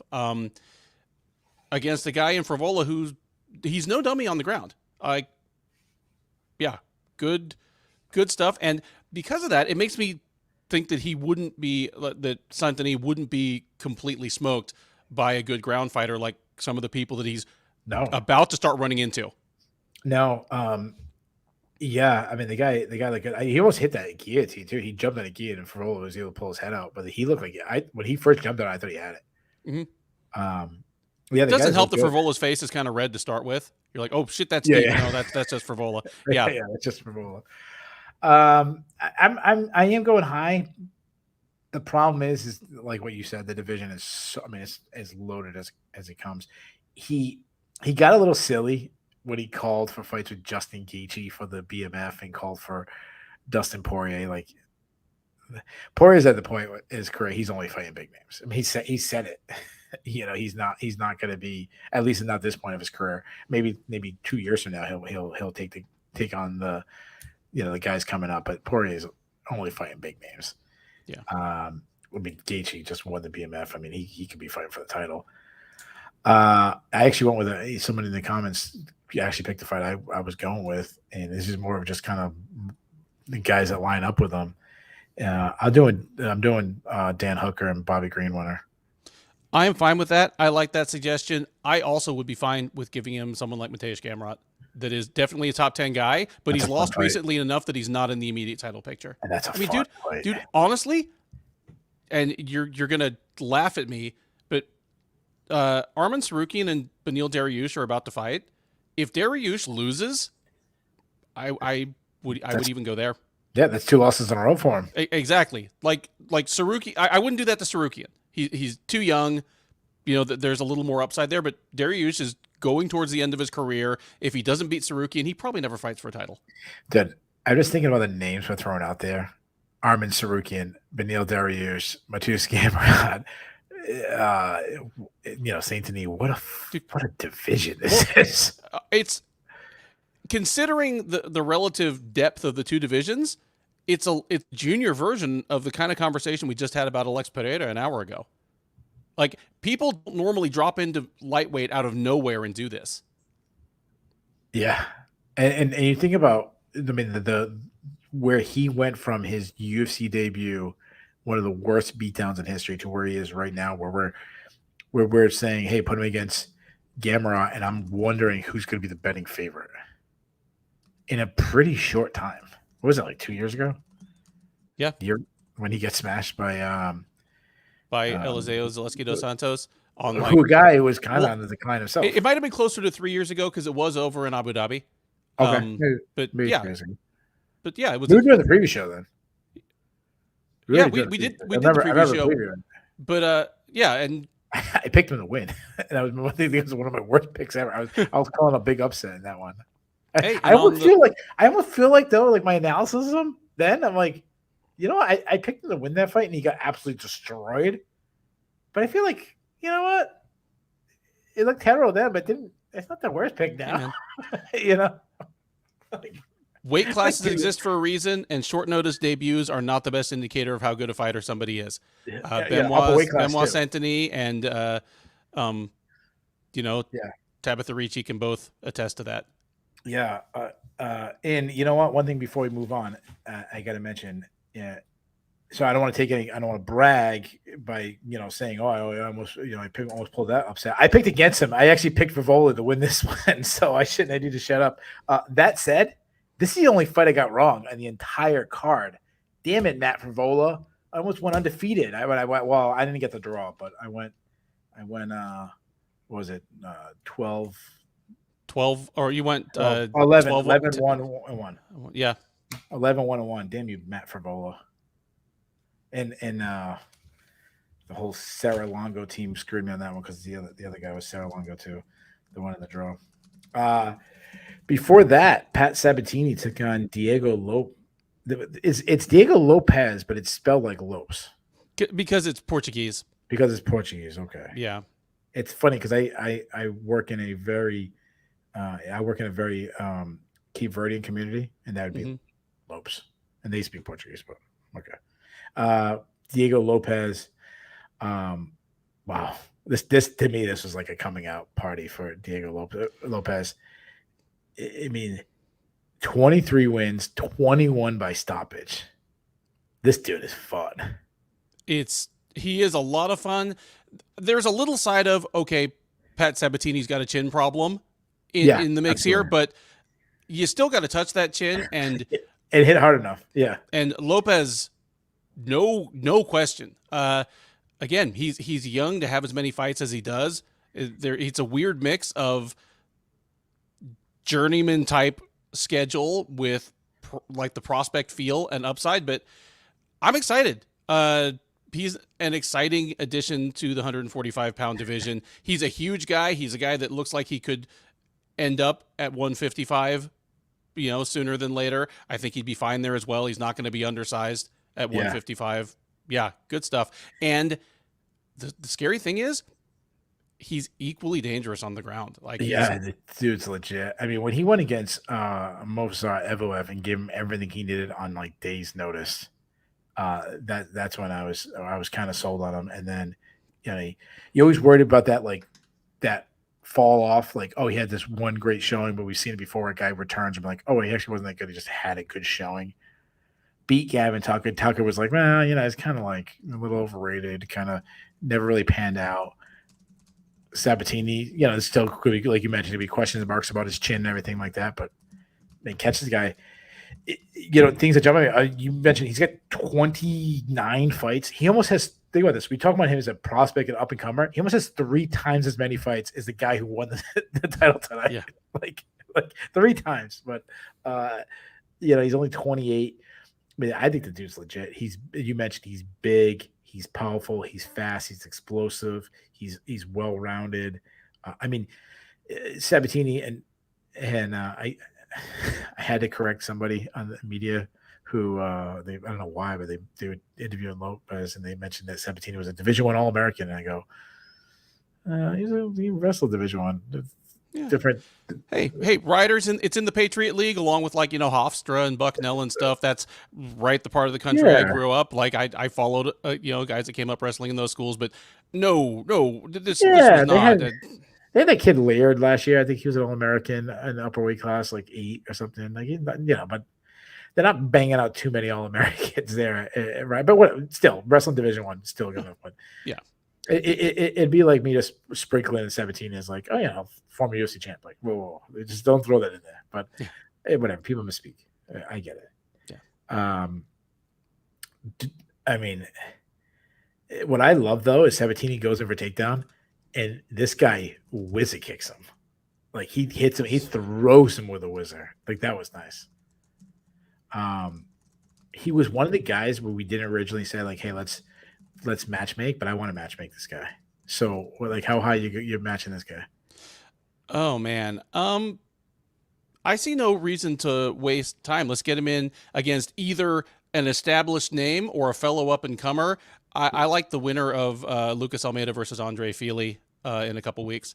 Oh wow! I was thinking of Jonathan Pierce versus Joe Anderson Brito, but I think the winner of that's going to be too hot. Like if JSP wins, that's like 5 or 6 in a row. You don't fight down if you're on that long a streak in that division.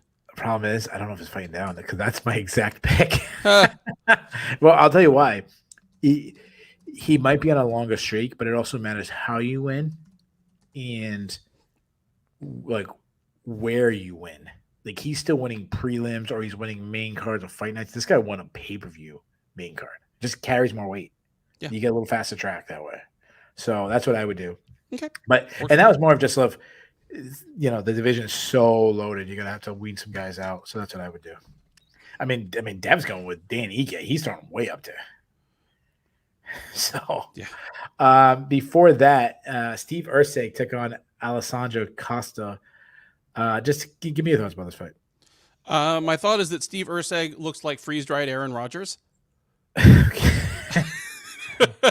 think we brought Aaron Rodgers twice on this. I first thought of that he looks like an emaciated Luke Kumo.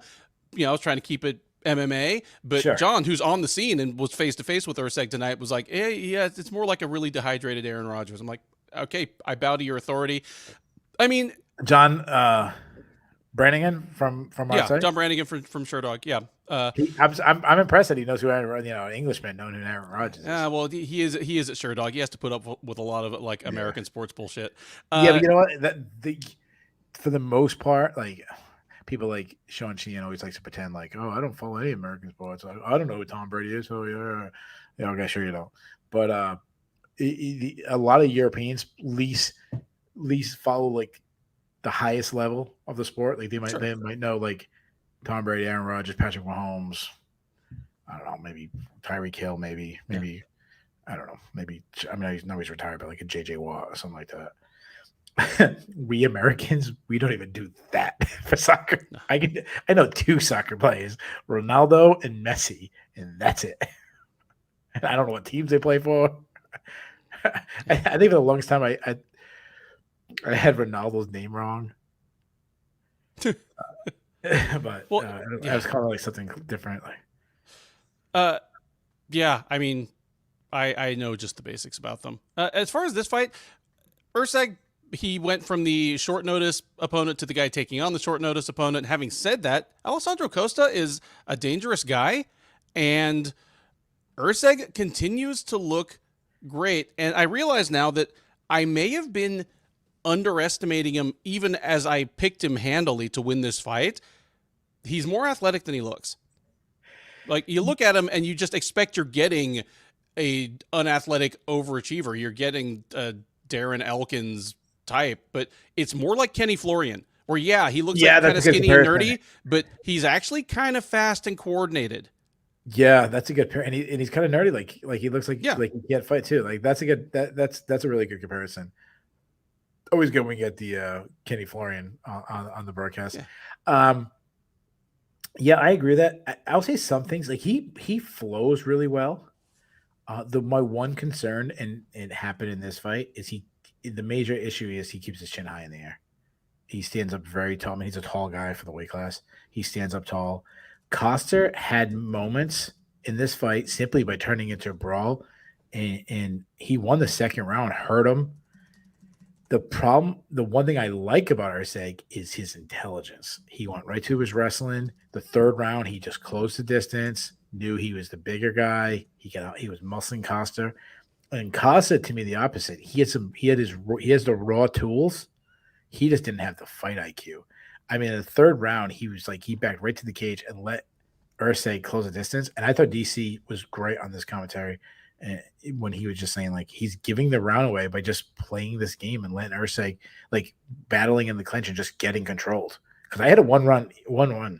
If he could have turned off the cage and created space and maybe threw some flurries and stuff, he might have won this fight. Oh, I completely agree. The first round I scored for Urseg. Second round I scored for Costa. And it kind of laid the pattern for, okay, this is what it looks like when they fight this way. This is what it looks like when they fight that way. And Costa basically handed Urseg an Urseg round. Yeah, he just handed him a very winnable round. It felt like to me where it felt a little, and this is probably not the best comparison, but remember when we talked about Jorge Masvidal before the whole BMF and the Askren and the Thompson knockout, like before that stuff was going on. I'm not Thompson. Who was it? Till. Excuse me, Till. Yeah. Before that, there was the Jorge Masvidal where I'm not getting hurt, I'm not losing, and I felt like that was happening with Costa. Like he wasn't getting beat up in the clinch, but he wasn't realizing that's where Ursig wanted to be. Like you might not be getting beat up, but Ursig is winning. Yeah. And you're allowing him to win the round. And Costa seemed to me like he was trying to win a fight, and Ursig in the third round was trying to win the MMA match. And he was playing by the rules of the MMA match. And that sounds like the kind of thing a salty losing fighter would say, well, I came to fight, he came to wrestle, or, like that kind of thing. Like in the street, I would have. But you know what? I completely agree with you. And when you see a fighter do that, at least a fighter that's pretty experienced, I have to look to the corner.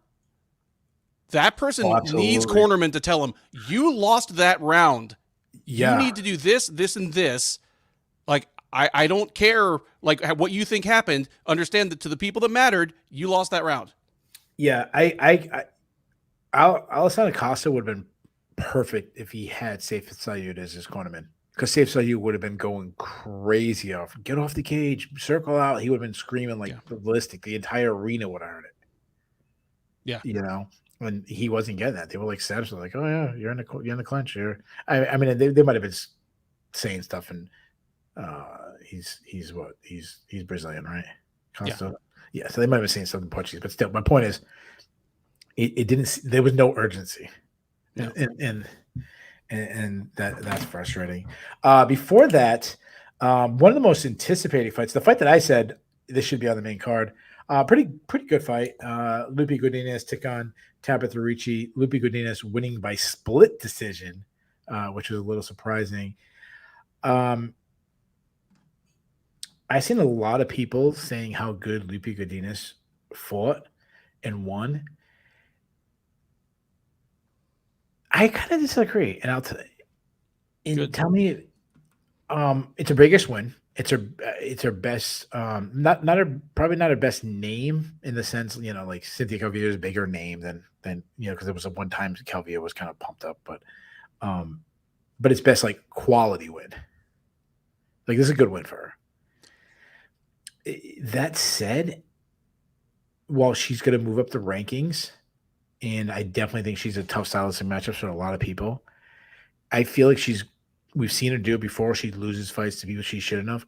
I still think that's going to be the issue, because to me, she was looking for the perfect shot a lot. She was landing, but she wasn't. The reason why I believe Brian Minor was tricked on the scorecards is, one, she wasn't matching the output. Like even though she landed more than Ricci was just throwing more. Yeah, she was blocking and just looking like she was getting tricked a little bit. And another thing, and this is a huge thing I have with Lupe Godinez, she completely abandoned her wrestling. She went for like a takedown very late in the third round. It wasn't even didn't seem like she even really committed to it. What I'm hoping is she's not one of these wrestlers who's fallen in love with her hands. I'm hoping this was, I respect Ricci's ground game. I don't want to take it down there, which could have been the case. I'm just hoping that is but I've seen wrestler after wrestler after wrestler do this. And an interesting thing is, Ricci tried to take her down in the second round, like more than Yeah. once. And after that, Godinez stopped trying to wrestle. Like maybe somewhere in her mind, she was like, well, if she wants to fight on the ground, then I'm not going to go there. Well, she didn't even go for a takedown to late in the third. She didn't even attempt it anything. That's a good point. But it could be simply that if that was the case, like I think I was better on the feet. I really feel like if I took Ricci down, her best chance maybe catch a submission. If that was her strategy, and I go, okay, then I'm okay. I feel much better. But if it's just that, oh yeah, I didn't see an opportunity, then I'm like, what the fuck? Yeah, just it's an ongoing thing with Godinez, and it's kind of going to define her ceiling against this division until she sorts it out or becomes dangerous enough on the feet that she becomes kind of one of those choose your poison fighters. But right now, it's possible to win rounds, at least with a minority of the judges, just by throwing more volume than her and coming forward at her. I mean, I gave Godinez all 3 rounds, but I'm willing to concede that Ricci might have won the second. Yep. We need to get to the scorecard thing. Yeah. Real quick, this is another concern I had was that she was dropped twice by someone. I think Ricci has a little bit more power. We talked about that a little more power than she gets credited to, but that was concerning. And go back to what we talked about where the not using her wrestling or whatever is. I hate wrestlers who suddenly forget to wrestle and they get some skills in there. I've said it before. Like I've actually seen people who become better strikers and become worse fighters than if they were a weaker striker and just only had wrestling. Oh, dude, strikeritis is absolutely a thing. Yeah, good grief. You actually become a better striker, like Josh Koscheck. You become a better striker, so you don't wrestle anymore. Like just ignore your national champion in wrestling. And I would rather have the guy who wasn't a wrestling background, but who has developed wrestling and now uses it a lot and it helps everything. Perfect example, Leon Edwards, Bilal Muhammad, these people who George St. Pierre. It helps you win rounds. That person was more successful than the other one. Like Bo Nickel, like please don't stop wrestling at Penn State. Yeah. But yeah, let's talk about the scorecard because I thought the second round I actually gave it because I thought it was pretty close and then Ricci dropped him at the end. But I thought the first and third was clearly for Godinez. Yeah, I thought it was pretty clear as well. And here's the weird thing, because Brian Miner was he was the author of a couple of very weird scorecards tonight. He's also the reason that we had a majority draw instead of a unanimous draw earlier on the card that we will talk about, in Barshaw versus Sadikov. Okay, I'll talk on this for a second. Like, because Brian Miner is he is one of the few officials who refs and judges at the top level, and he is normally very good, like reliably good. Sure. As I've said a million times, I went and took the Association of Boxing Commissions reffing and judging class last summer. So did Jay Petrie from Sherdog. He went and took it during International Fight Week. Or no, he went and took it up in Niagara. Never heard of him. His was taught by Brian Miner. Like he is. Jay might be the only guy I beat in the fantasy league. I'm not sure though. I might not be. I actually might not be, but maybe. Like, and I've met Brian and talked with him. He is a smart, dedicated guy. Sure. This is not a serious suggestion, but I'm thinking he almost tanked on purpose because he turned in a couple of absolutely heinous scorecards, but in a way that didn't actually change the outcome of any of the fights. And like, hey, guys, hey, check this out, guys. It's because he never wants to work in Vegas. Because right now he's probably the best and highest profile referee that doesn't work in Nevada. Like he's from New Hampshire. So, he's all over Bellator stuff up in the Northeast. Anytime the UFC comes to the East Coast. Yeah, I've met him before. Yeah. And I'm thinking, not friendly, but like, hey, how are you? Yeah, that kind of thing passing. I'm thinking he tanked on purpose because, if Dana and Hunter get back to Nevada and we're like, we never want that Brian Miner motherfucker to work a UFC card in Vegas, that carries weight with the NSAC. I'm thinking he tanked on purpose because, like, he just doesn't want to work in Vegas. That's my conspiracy theory. Yeah. I'm not being serious. Yeah, no, I know you're not being serious because that'd be terrible. Yeah. Because, yeah, I mean, he had an off night. I mean, so be it. Least is one of these ones. Like I was actually my wife. I tell you, I like to watch on my laptop, and I'm in my. I, I'm an old man. I sit in my bed and I watch, and my wife came through, and I'm like, oh, that was only like terrible scorecards. I'm like, yeah, but she just happened to be when she came in. I'm like, well, at least in this case, the right fighter still won. Yep. You know, and what's going to happen is when you look at her record on the Fight Finder, 2 or 3 years from now, people are gonna remember this fight as being closer than it was. I mean, it was a close fight, but it's gonna seem like, oh wow, it was a really close fight. Yeah. Really, I don't think it was. Before speaking of close fights, Roosevelt Roberts took on Matus Rebecki. Roosevelt Roberts might also have tanked on risk. No, I'm just kidding. They said that he told the UFC broadcast. I remember this on the weigh-in show, which I really enjoy. I enjoy watching the UFC weigh-in show. It's a lot of fun show. One of the best things they've done in a long time. He told the broadcast like his biggest concern was making weight because he took the fight on days' notice. Yeah, that might have been his only concern because he might not have focused on his opponent because Rubeski ran through him. I mean, it was short notice, but that said, and Rubeski was like a negative 700 favorite or something like that. They said on the broadcast. This is what you do. I mean, I thought it was brilliant game plan. Like this guy's, Robert's never really a fast starter. He's kind of a slow paced kind of guy. Get right in his face, make it a brawl. See how that weight cut. He missed weight, but how much did he cut? Did it affect him? He just bull rushed the guy, got him down on the ground. Beautiful back take, and then that armbar was slick. Yeah. I don't think Rubeski kind of disappointed me in his UFC debut. And I mean, he still won, but I was like, it wasn't the best showing. But he's not one of these guys where I'm like, oh wait, this is why I was high on him in the contender series. He's looked good in this fight. Yeah, he did exactly what you're supposed to do to a late notice opponent who is an easy style matchup for you and already showed himself to not be UFC material. So yeah, he did exactly what he was supposed to do. Didn't mess around. Didn't give Roberts a chance to kind of snatch a Hail Mary sub out of nowhere, which would have been really his only plausible route to victory. Would have been grabbing a weird guillotine at some weird angle. No, he just ran him over. Good stuff from Mateusz Rebecki. Before that, Vasylev Borshkov took on Nassim Sadikov. I apologize if I butchered any of those names.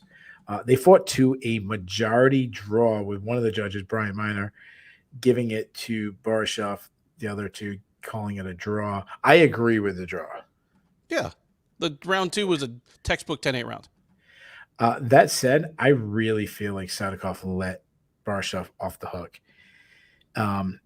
Joe Rogan then was calling when he knocked him down to let him back up, and DC was saying that because he was hurt bad and he dropped him like 2 or 3 times around. That yes, but one point he had him mounted and then he started going for a head and arm triangle choke, and I'm like, dude, just punch. The guy's hurt. If he just kept punching or elbowing, I think he stops the fight. And Borshkov was hurt more than Jiri Prochazka was. Agreed. A couple things might be at play here. And again, I completely agree with you. A few slightly different decisions. Sadikov finishes that fight in the second round, and there's no judges in it at all. Sure. But one, he may not have realized how bad Borshkov was hurt. And two, which is fair. And he had rough sledding on the feet against Borshkov for the 7 or 8 minutes up to that. So if he was like, I am not letting this dude back up no matter what. Fair. Yeah, which is fair. That's fine fair as well. But no, but agree. And you know what? Sadikov, that was his 10th or 11th professional fight. He's under 30. He's a prospect, man. He's a prospect that's if he keeps winning, he's going to be in contender territory real quick. But as crazy as it is that Alex Pereira just finished his 11th fight and he's done what he's done, Sadikov is making his way up a much, much deeper division. Yeah, kind of quickly for as few fights as he has. Yeah. my issue with Sadikov, and I'm glad that Jay Bunky pointed this out. I thought his fight IQ was terrible the whole fight. I mean, when you see like Barsha fight Mike Davis, and you don't go right away the wrestle, he didn't try to wrestle at all the entire first round. He just gave away the first round. Yeah. Just got outstruck, let him get back, and he got outstruck bad. Yeah, ignored his wrestling the whole time. Yeah, he's halfway through the second round, losing that one. I'm just saying, like, oh my god, what a terrible performance. He lands this good shot, and we talked about this at Barsha on the previous show that he's this decorated striker. I mean, really sharp striker, but he has some defensive flaws where he's been rocked against lesser strikers. So it was a possibility. That's what happened in this fight. But I'm like, you don't wrestle in the first round. You get a mount and you decide to like go for a head-on triangle choke. And of course, like I get it. Hindsight's 2020. If he locks in the head-on triangle choke and the guy taps in, oh, it was brilliant. I get it. Trust me. I know it's easy to Monday morning quarterback here. Like I get it. I just think if he just kept punching, he wins. But then in the third round, I love Dean Thomas on the broadcast. They need to bring him in more because he's always everything he says is always true.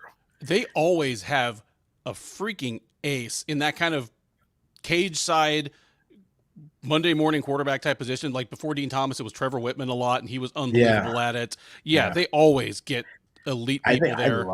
I love Dean Thomas. The funny thing is, I'm like, what does he do the rest of the show? They bring him on like 3 times. If you saw him during his fight career and you see him now, my guess would be that he's eaten. Yeah, he might be. He's a big boy. But like, man, how much money does he get paid to do like make like 3 like 30-second rant? Not even 30, like 15, 20 seconds. Like he works for 1 minute total. Well, in fairness to him, this card didn't have many fights go far enough that they could go to him. Yeah. Yeah, I mean, he still he worked longer than Dennis Bazooka did tonight. So. Oh shit. But then I thought Dean Thomas made it perfectly. The third round, he takes him down. He's in his guard. He keeps trying to pass him. And even the second round, he kept trying to pass him. Every time he did, that's when Barsha was able to get up. When you took him down in the third, and it's 1-1, you got a 10-8 round. So you're ahead. You just hold him down and just do a little bit of damage and ride him out. At least ride him out for like half the round. You're going to win that fight. And he doesn't. He tries passing, gives the guy a chance to get up, and then he doesn't look to wrestle for like the rest of the round and just gets picked apart. And he fights to a draw. I'm like, I thought it was terrible, like fight IQ. Like I feel he just gave this way to Barsha. I get he gave Barsha pretty much the fight he wanted. And that said, I will say this: every time I see a draw in a 3-round fight, I'm just like, can we just go like tough rules and just like, all right, guys, get back out there, 4th round, like overtime. I'd be A-okay with that. Anything else you want to say about this fight? Yeah, just real quick. Barsha, going into it, I kind of said his problems are his elite striking vaporizes real quick if somebody takes him down or threatens to take him down, pressures him, or, he tends to get tired late. His takedown defense is still porous, but he showed decent survivability / get up game. And he was fresh enough in the third round to make Sadikov pay for his strategic choices. So those are encouraging if you want to see more of what Slava Borshov brings to the cage. Yeah, I think that's a really good point. Like I think I put a little too much on Sadikov. Like I want to give Barsha some credit because when the guy passed him, when there was an opportunity for him to spring up, he did spring up. He looked like Derek Lewis kind of effect going on, where he kind of lulls, and then he went. So yeah, I think that was a really, really good point. Before that, Jared Gordon took on Mark Madsen in not a great night for New York fighters overall. For the hometown guys, this was how many New York fighters won? Is this Gordon? Is Gordon the only guy who won? New Yorker? Right, Cassidy is not. He's not a New Yorker, right? I mean, does Southern Connecticut count as part of the greater New York area? Yeah, they call that Tri-County area or whatever. Yeah, New York doesn't welcome Connecticut. Big brother doesn't pay attention to little brother. So for the local fighters, this is the best moment. Jared Gordon winning by first round knockover Mark Madsen. So I didn't pick. We both picked Gordon to win. I didn't pick Gordon. I think I picked Gordon by late stoppage. Did you have Gordon early? I had Gordon by decision. even Okay. though everything that I said was going to happened just much, much quicker than I said. Yeah, that's the whole point that I said. I was too smart. Yeah, I picked Gordon for a third round stoppage, so I don't want to like brag about our Yeah. our picks. But I agree with you. I'm glad what you said because I feel like we called this perfectly. Even though if we're doing one of these like fantasy thing, we wouldn't get the full points. But that Madsen would come out to a great start. He did get into the clinch, teeing off, and Gordon just being super mentally tough. He's going to keep coming, and he catches him.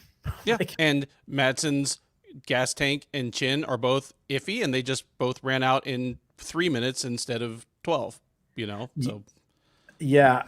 So Madsen, the thing about, again, this is one of the guys. I said this on the previous show. I'd say it again. I think you agree.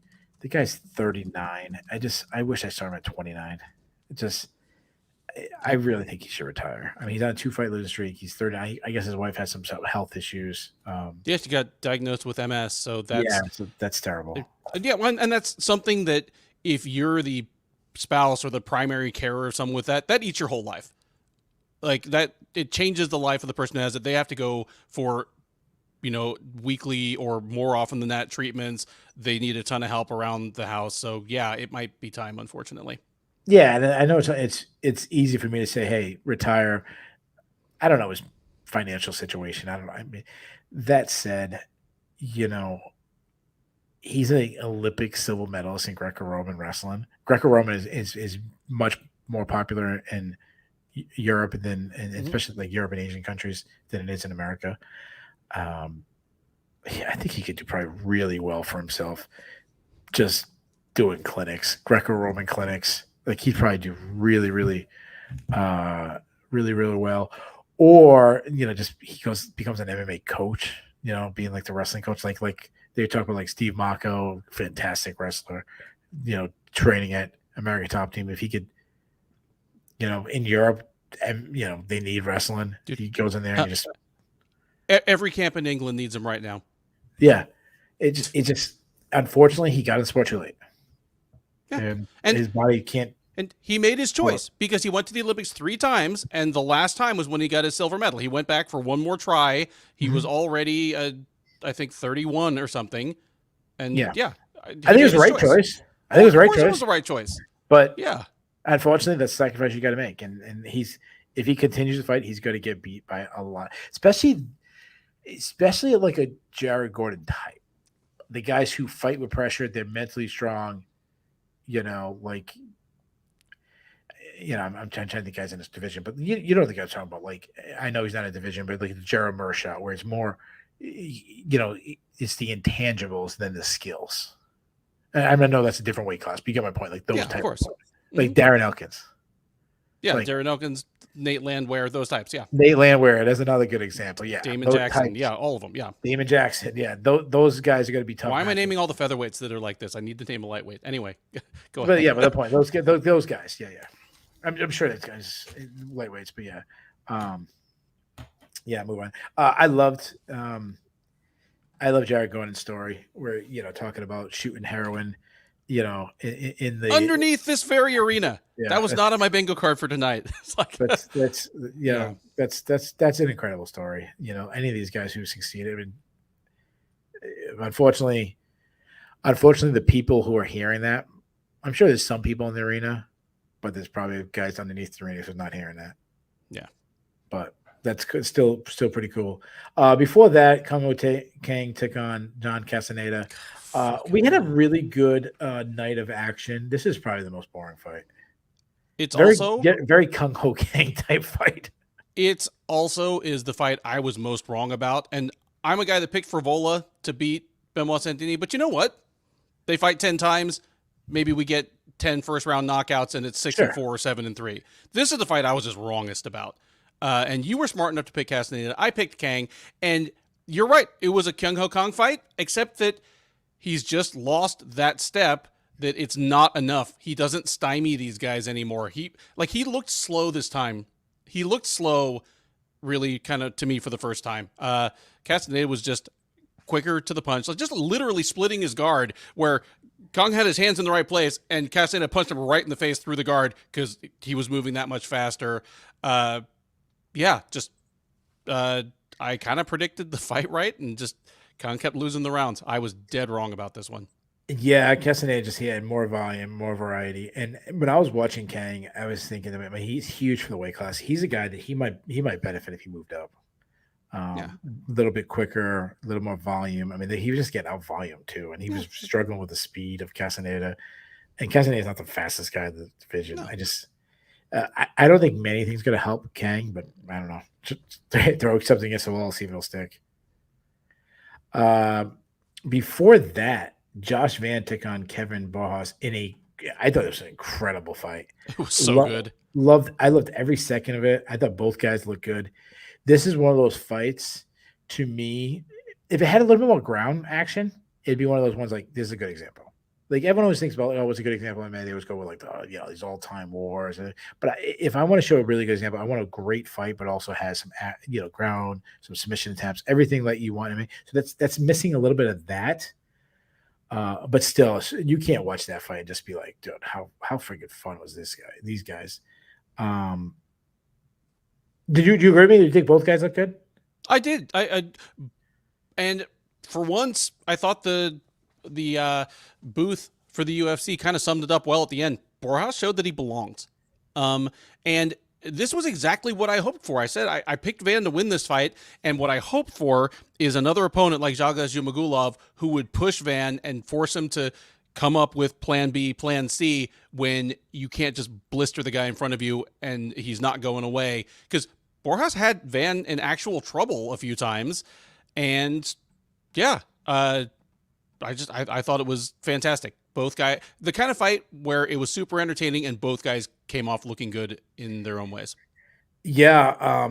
So when I was watching this fight, I was kind of taking notes, and I was just thinking about like our previews and things that really stand out to me about fighters and things I like. I think people who listen to us a lot would say, "Oh, Ben really likes this and that and this. Keith really likes this." Josh Van was checking a lot of the boxes I like. So, I mean, his athleticism stands out and everything, but you know what? I think the number one tool in MMA right now, from what I've seen of recent, is pressure. Is pressure, pressure, pressure. The guy who's pressuring. I'm glad that it took about the third round before Joe Rogan finally said this. I was saying it like early in the first. It was, and I've said this a million times. The guy backing up is using so much more energy than the guy running forward. You said it on the preview. Yeah, pressure is one. Another thing, I love saying it, body shots. I mean, Van almost set a record for body shots. I like guys who will at least attempt takedowns. Van did enough takedowns to at least keep his opponent honest. I like calf kicks. I mean, everyone does, but calf kicks is a huge thing. And the only thing I was like, come on, give me the perfect card. Give me 5 for 5. The only thing he didn't do that I wish he would have did more was some step in knees. I love my step in knees. Yeah. Like, shout out to Chicken Harvest Dave Stewart when I used to do a show with him. We used to do like almost like a alternate commentary show, and I'd scream out "step in knee." Like it was like, I love this kid. This kid's 22. Dude looks. I mean, he's at the age where he could continue to jump. Now, again, flyweight always concerns me being a young age because they put a little bit, it's like growing into a man. So I'm worried about that, where he might have to be forced out of the weight class. But if he can stay in the weight class and doesn't drain him, this kid looks like a contender. He does look like a contender, and he's got plenty of time to work on it. Again, he's 22, so if it's one of those things where, and I said on the preview, I worried that it was too much too soon because it's tough to develop your skills when you're fighting 3 times a year at the UFC level. Like, It actually helps to have some easy fights. He's not going to have any from here on out, but yeah, he could take a loss or two, and he's not Chase Hooper. Like, he just is going to be a guy that hit a bump in the road, because at flyweight, he'd have to win so many fights anyway to get into contention that it's fine if he loses 1 or 2. Like, when he's ready, if he is a future contender, when he's ready, he'll go on a run.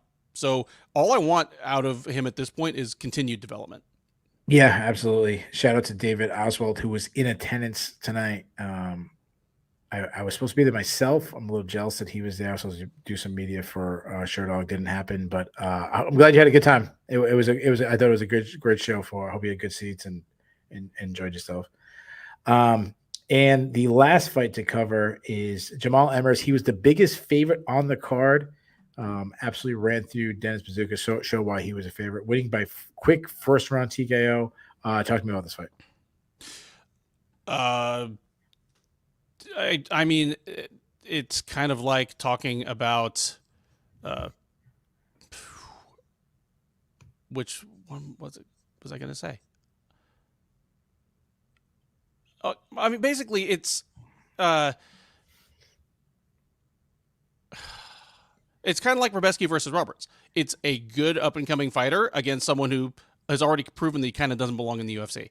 Like, it was a cool story that Bazookia made it. It's impossible not to like the guy if you've seen his multiple appearances on, like, the Contender Series and on Tough and so forth. He's a super likable guy, but yeah, to me, Emmers annihilated him. Yeah. Just the speed, distant difference. Emmers on him immediately, like hacking away at the leg. I liked that because it immediately killed whatever ideas Bazookia had. Like, Bazookia knows he knows he's a big underdog. He's coming in on short notice. He's like probably got an idea in my head. Okay, this is what I'm gonna do. This is what I got to do to snatch victory from the jaws of defeat. And Emmers kicked his leg 3 times, and whatever ideas Bazookia had were gone. Did he have short notice? I don't think he had short notice for this one. Did he? Was he a replacement? I thought he had a full camp, or he had like 4 weeks or something like that. Oh, I mean, he was not the original opponent. Oh, he wasn't? Okay. I'm sorry about that. I was pretty sure. I mean, get at me in the comments if I'm wrong about that, but either way, I know his UFC debut, he was very, very short notice, like the week of the fight. But I mean, Emmers found his range almost immediately. There was a huge gap in athleticism and speed. You call him, like a up and coming prospect. He's old. He's much older than you think. He's like already in his 30s.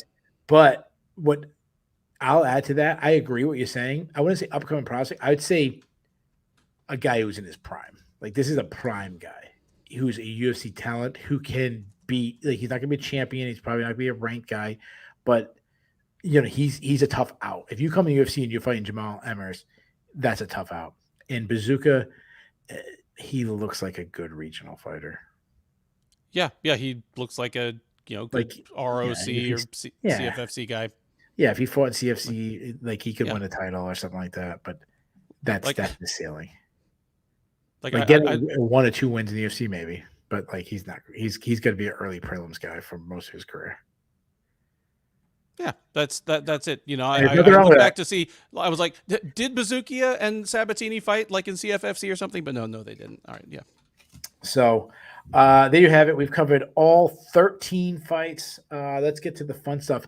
Probably really hard awards, but do we have awards? Do we know? We have awards, really, but they got generous, but not fully generous. There's a fight of the night, and there are 5 performances. So, so there are people who got a finish and didn't get a bonus. It's not one of the ones like Noche UFC or the one they had in September, where also all the finishers got bonuses, but most of them did. All right. I'll give you mine then. So 5 performance bonus and a fight. Yep. All right. Tom Aspinall, to me, you have to give it to him. Ding ding. Lopez. Ding ding ding. Yep, he's one. The way he threw Sabatini and caught him.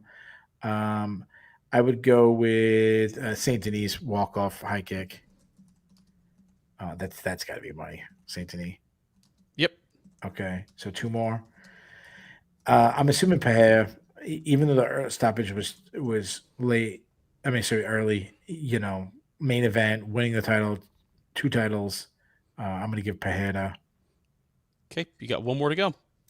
This one's tough. There's a person I'm thinking of.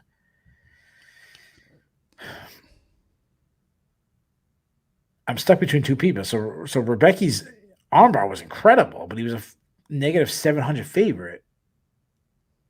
He's probably him.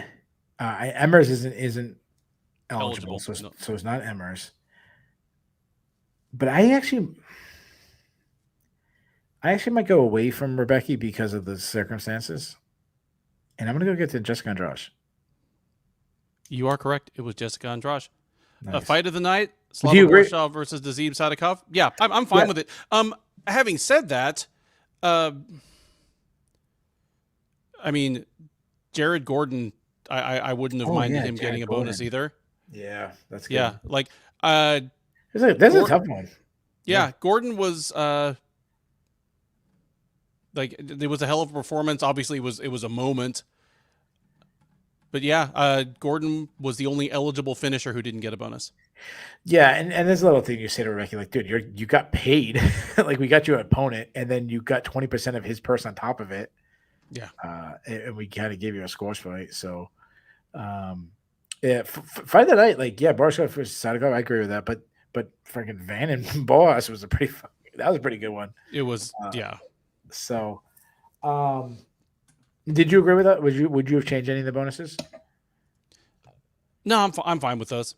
Yeah, Only thing I would have changed is, dude, at that point, give out one more bonus. Just give bonuses to all the eligible finishers. Like it's weird to single out Jared Gordon for not get a bonus. yeah, Gordon and Rebecca, right? Yeah, Gordon and Rebeski. Yeah, like Rebecca, give yeah, two more bonuses. yeah. You What know? the, what the hell? All right, let's get to. You want to stay negative? You want to go Cutlass? Yeah, sure. Let's go cut list. All right. So if you're not familiar with the cut list, the way me and Ben do it is if both me and Ben have someone on our list, we allow the UFC to cut them and make room for other people. For a really good card, I actually have a lot. I have three. I have one. I have. Huh. I think I only have one, so I'm kind of interested. All right. Maybe I'm missing something Okay. pretty obvious, but All right. So Ben's gonna be being very generous. I mean, it's getting close to the holiday season, so Ben being a little more generous. My first one was the first fight of the night. He's now 0-2 in the UFC. I'm gonna go with Dennis Bazooka. I mean, not the worst record so far in the UFC. And his first fight in the UFC was on short notice, but it's the talent just doesn't look there for me. He's fought yeah, two good guys. But yeah. One on short notice, one who missed weight, but still, he just hasn't shown anything to make me think that it's going to get better. so that was your one person. That was my one person. So these are the people you're saving. Normally, the guy comes in at short notice, you give him a pass, but not when you've lost four in a row in the UFC. You went 1-1 on tough. The guy's to me, he's gonna, nicely come in. You got a little paycheck for like a minute and a half of fighting or whatever. But I'm cutting. I would have cut Roosevelt Roberts. I'm sold. Like he was the one I was on the fence about, but I'm fine. I mean, again, yeah, he's 0-4, or he's lost his last four in the UFC. He was cut before for a reason. And the other guy I'm cutting, the other guy's calling Hokain campaign. Was he on a winning streak? I think he won like two in a row or something like that before that. Yeah, he won two before this one. Yeah, it was a competitive fight. I mean, he clearly lost, but it wasn't like he got blown out. The guy that I don't expect him to cut, but I do it for his own good. Is Mark Madsen? I mean, he's 39. He's on a 2-fight losing streak. It's not going to get better for him. Like his next fight is not going to be better. And if he does win his next fight, he'll get smashed the one after that. Yeah, Like if they keep him and he wins, then he's going to be like, oh, I bet I could do this for another 5 years type thing. Yeah, I'm fine as well. He's going to be less durable.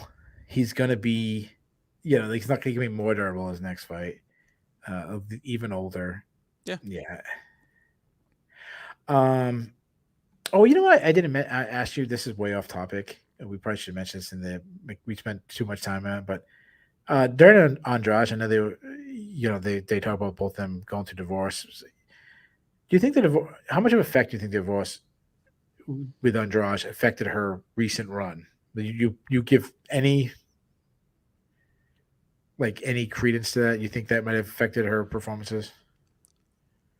I know that's imagine. unfair I know that's unfair to ask. Like, how do Yeah, you know? because you have no idea you have no idea what goes on behind those closed doors. Like, all we really knew about her was, she's lesbian, she's married, and other than that, her private life has been kind of private. She's not one of the ones that we kind of make into running jokes, but we have no idea what kind of hurt and what kind of distractions are going on behind those closed doors. So I don't know, because until I see otherwise, this just feels like somebody whose fight style probably wasn't going to age real well, aging. Yeah. Like she's just not quite as fast as she used to be, and it's tough to make this work as a 5'1" tank of a woman. If you don't have that bit of explosion. Almost anyone, but Mackenzie Dern in the strawweight top 20 beater would have beaten her tonight. Yeah, I agree. All right, let's get to you want to do dude seriously? Do you have any dude seriouslys? I mean, I've got all right, take two. We already talked at length about Brian Miner, so I won't even revisit that. Like, dude, seriously, when I'm coming up with weird conspiracy theories about why you had such a bad night, like, it's okay to say that you left your glasses at the hotel, like, or whatever the issue was. Like, and dude, you're a good ref and you're a good dude. Just, dude, seriously. My only other dude, seriously, Mark O. Madsen. I don't know how common the name Mark Madsen is in Denmark. I don't know if he keeps the O because it makes people think of Olympic. But all I know is that by halfway through his fight, both Cormier and Rogan were calling him O. Madsen like he was Irish. Like just don't, like, just be Mark Madsen. If you're gonna fight anymore, like, at least let the O retire. Like, it'd be one thing if he was former Olympic aquatic hide and seek medalist Mark O. Polo. See, that'd be pretty cool. But yeah, like, just drop the O, dude. It's confusing everybody. And Rogan and DC in particular do not need any help to get confused. Yeah, I always think of the guy from The Wire there, Michael B. Jordan. Like, yeah. Like, okay, I get it. But still, shame on, like, I don't know how old he is, but he's younger. He's young enough that, like, Michael Jordan was already around. Yeah. I'm assuming so. I mean, he's got to be like 30s ish. Like, your last name's Jordan. Don't name your kid Michael. Oh, dude. But my buddy here in Houston, Mike Jackson, he was like, he's old enough that Michael Jackson was something when his parents named him Michael Jackson. Wait, don't name him. Yeah. Just don't do that, guys. Come on. Yeah. But anyways, let's get to. Yeah. Oh, I guess I got a couple. I got a couple of dudes seriously. Jamal Emmers called for $50K when he missed weight. Like, dude, seriously. Like, okay, that gets the Manel Cop Award. Like, calling for a bonus when you can't win one and having to have it explained to you. Oh. Yeah, and then he wanted a title shot. He's like, dude, you didn't even make weight for this fight. You want a title shot? Like, who are you, Yoel Romero? How about this? And I don't know. People might hate me for this one, but Barshev and Sadikov had a great fight. They went to a draw, and then they had to do like weird dance off between the two of them. Like, dude, seriously? Like, that was the tiebreaker. Like, how? Oh, maybe that's what it was. Like, how about not being happy when you get a draw? Well, when there's a draw, you are either Cowboy Cerrone or you are Nico Price. Yeah, that's good. Like, I don't think Alex Volkanovski would have been happy with a draw. No, of course not. No, if you're happy about a draw, that says that maybe you expected to lose. I don't know. I don't get it. I don't mind the dance-off, though. Like, I think more problems in that part of the world should be solved with dance-offs. If Azerbaijan and Russia want to have it out on the dance floor doing like that little Cossack kick dance, do it. Yeah. Alex Pereira, bad enough that you called out Izzy to fight you at light heavyweight. Did it have to take like 15 minutes for you to say his name? Did you have to do the biggest, longest build up in history to get to? It was like, oh, this guy said I was in the bar and he's in the bar now, and it was like, oh my god, as long as this show, it was like, geez. And the dude, seriously, I'm with the UFC camera guy. They're doing all the UFC fighters in the crowd and the celebrities. They're like, oh, celebrity, that's who's here. And I don't know how they're saying, like, Steve-O's here. And then they're like, Justin Gaethje's here. They go over to Juliana Pena, and John Anik doesn't even get out the words like former UFC, bantamweight champion Juliana Pena or former tough one or something like that. They're on Juliana Pena for half a second, and they go right Yeah. to Michael Bisping. So they were on for as long as her title reign. Yeah, it was like, and we got Julia and Michael Bisping.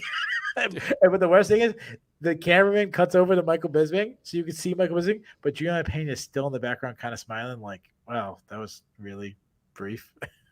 Like, were they even recording? Were they even recording when they pointed on me? Like, Okay, I have one last one, and this is Okay. not me. This is not me being political. If you've watched any of our shows, if you've watched more than one or two of our shows, Don't do it, Ben. We got a lot of people. We got a lot of people. Don't do it, Ben. We got a lot of you people know watching. Keith's and my political leanings. So obviously, former President Donald Trump was in attendance for the main card, and they did the opposite opinion. They did a long cut as he walked in. John Anik talking him up, crowd going bananas. MMA fans in general, they're gonna like the guy, but directly in tow behind them are Kid Rock and Tucker Carlson, and they get not a mention. Like, I didn't know where you. I didn't know where you were going with no, it. I was dying. I'm like, if celebrities of their general level of visibility were in the crowd, they would have been panned to, but like in tow behind Donald Trump, they get like not even a mention. It was pretty funny to me. Yeah, I was surprised by that, and really, I mean, not to get too political. I mean, Tucker Carlson. I mean, he's a media member, but I mean, it's obviously we know where he stands politically. Still, probably not a good look to like hang out with politicians if you're going to be a media member, But I mean, you know what? In fairness to Tucker Carlson, he's not trying to pretend to be middle of the pack. Yeah, he's not trying to pretend to be fair and balanced. So yeah. So in that case, hang out with Donald Trump. Why not? All right, let's get to the Bulls and the Bears. The Bulls and the Bears are a stock market reference. You want to be on the Bulls list. You don't want to be on the Bears list. We do it hockey style 3, 2, 1 with the stock going up. Let's do Bears first. Okay. So let's keep it negative. So this is the list you don't want to. This is people whose stock went down. Ben, you mind if I go first? Go for it. I'm gonna go with Marco Madsen. Madsen is now 39. You mentioned he's a 2-fight losing streak, 2 stoppages. Just like any kind of hype in this guy is just completely gone. My number 2, people are stealing. They're all posting it in my answers in the chat. They're all still on. My number 2, Sarah Longo team. I mean, they had 3 fighters on this card. They didn't lose all of them. They went 0-2-1. Sadikov had a fight they could have won. Bazooka and Favola both got knocked out in the first round. This is this is supposed to be the big night. They're in New York City. Their team, not a good look for Sarah Longo. And going back to like Aljamain Sterling losing and stuff, not a good run for those guys recently. Good thing Marab has won like 900 fights in a row. I mean, Marab's taking down someone right now as we speak. And my number 1, and I think it's gonna be number 1 on a lot of people's lists, Mackenzie Dern. I mean, she's lost 3 out of her last 5 fights. She cannot beat upper echelon fighters. I think it's been proven.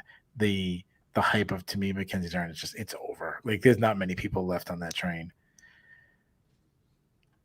I completely agree on that one. I agree with all yours. So rather than like try to come up with 3 more of my own, I'm just gonna throw in short notice fighters in general. I mean, obviously they win well under 50% of their fights at the UFC level already, but some particularly ugly performances, not even really bringing much to the table but a paycheck for themselves and their opponent that they otherwise wouldn't have.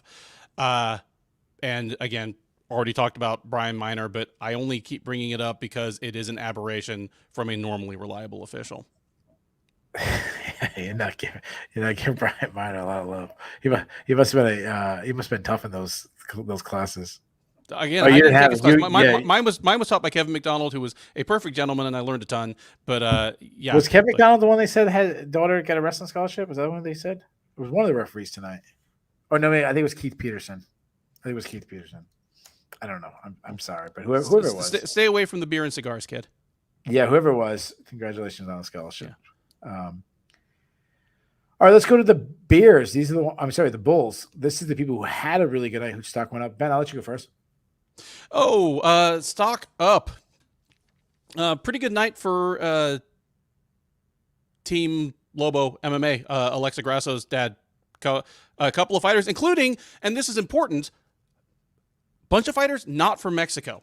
There are different steps that a country takes in kind of development of an internal MMA infrastructure. There is the step where you have good hometown gyms and your best fighters don't just flock everywhere else to train because your country is either a hellhole or just doesn't have good training. And then there's when you become a magnet, when you get some championship level fighters and stars and you become a magnet where people come from other countries to train with you.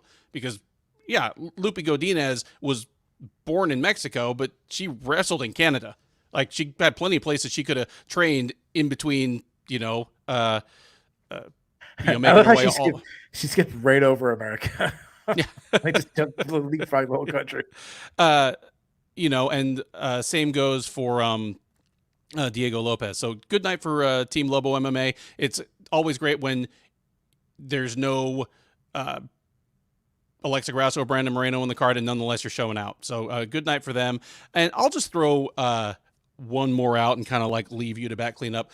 Good night for 4 Ounce Fight Club. 4 Ounce Fight Club is the OG gym here in Houston. It's the oldest major gym that's still in operation under the same name, and it's taken some blows over the years in terms of other camps splitting out from it, like War MMA that has people like Trevin Giles split out from them a good while ago.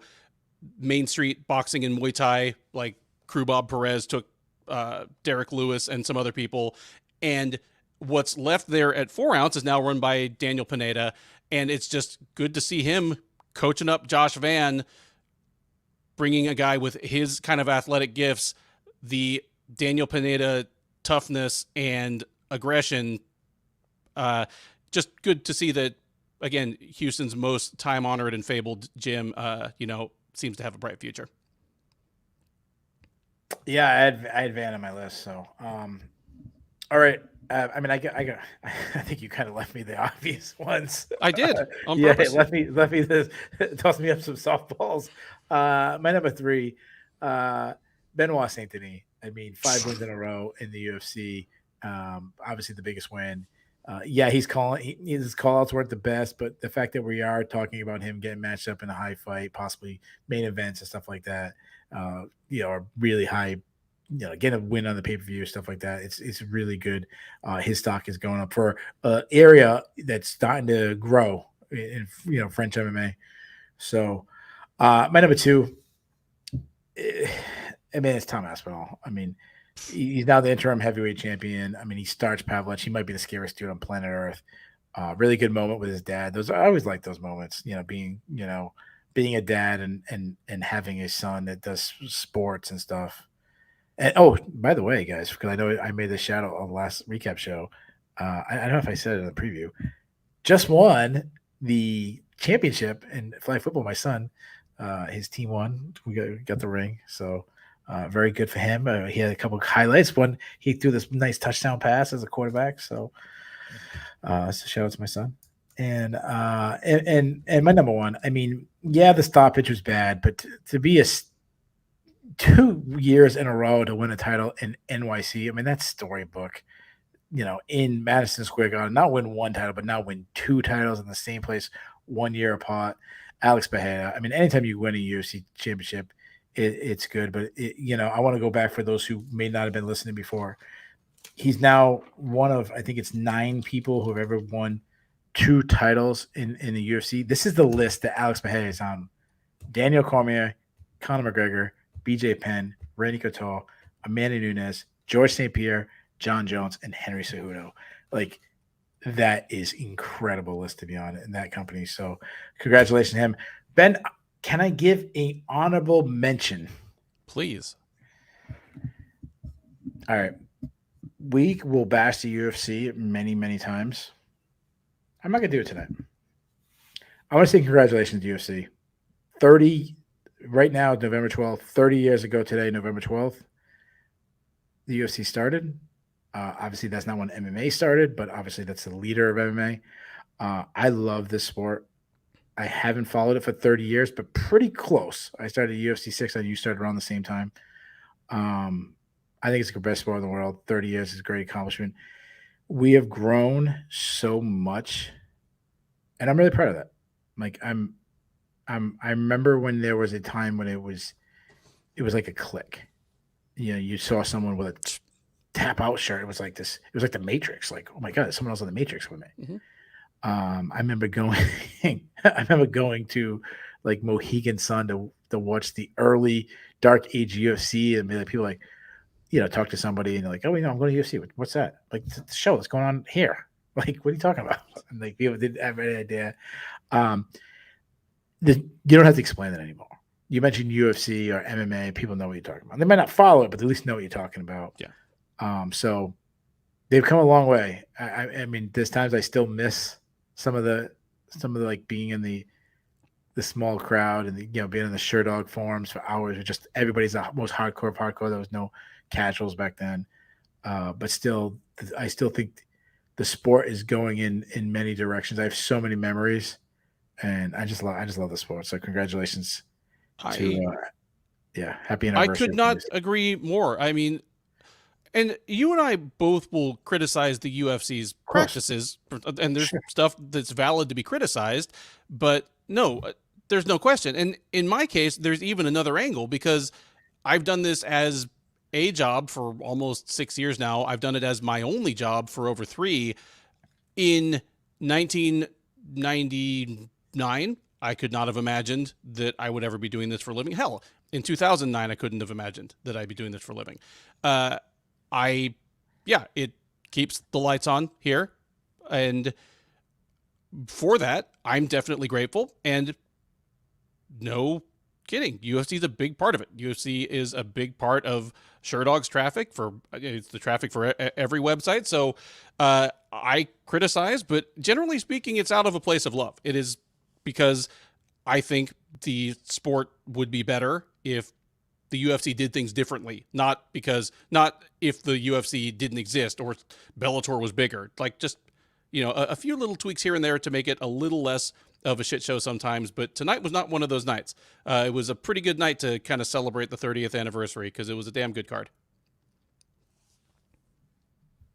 Yeah, absolutely. So let's get into it. What was your grade for the card? A. Would be an A+ if we'd had a more definitive main event, but A. Recency bias, short memory, just takes that little bit of shine off it, but still an A. One of the best cards of the year. Yeah, I totally agree. I think it's definitely be in the running for card of the year. I mean, if you want violent, I mean, it was absolutely violent. So I agree. I'll go with an A. The only thing, it didn't have an all-time great fight. I mean, I think it was some fantastic fights, but didn't have an all-time great fight. And a little bit of a damper on the main event, but overall, really, really good card. Ben, give me your listener of the night. It should be Bob Chimpson. He is killing us with volume and power.